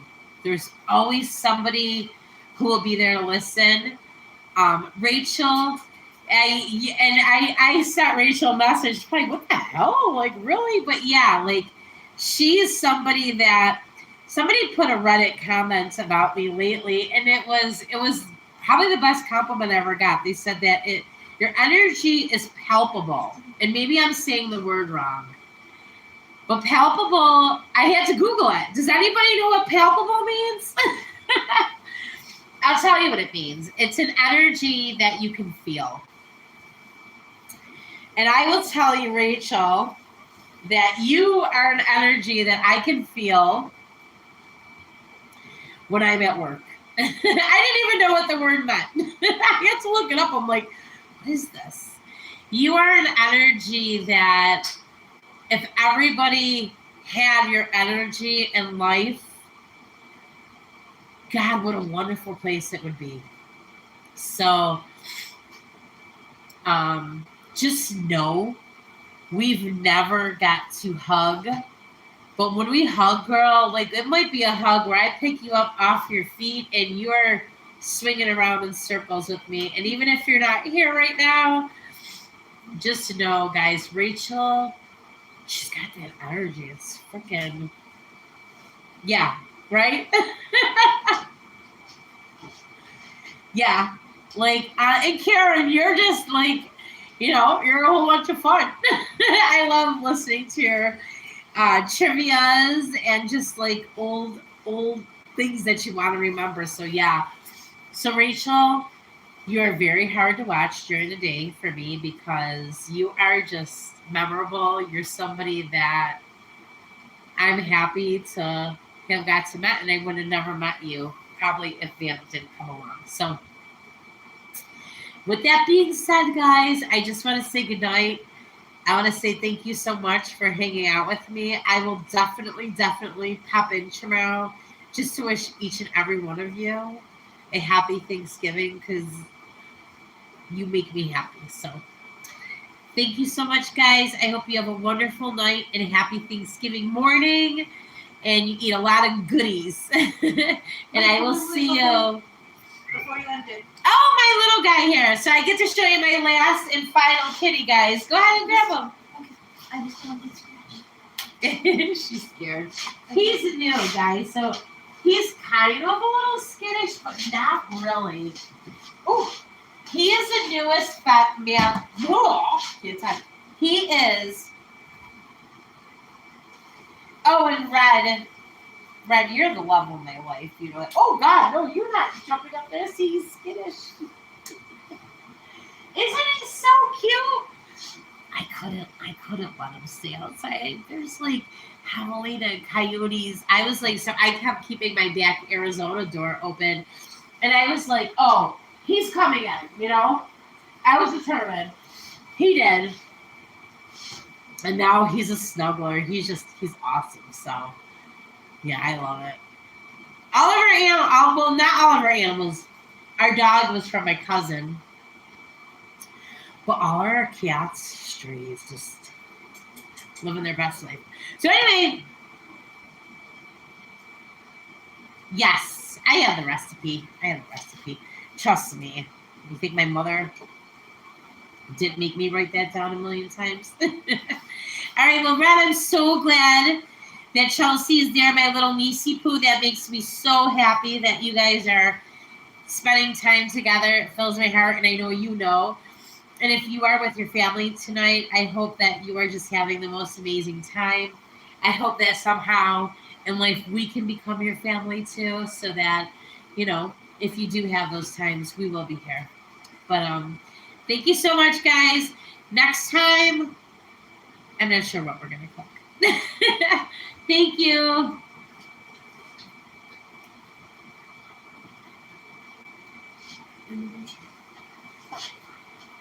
I know. We never know how to shut them down. Shut it down. I think those close. Yes.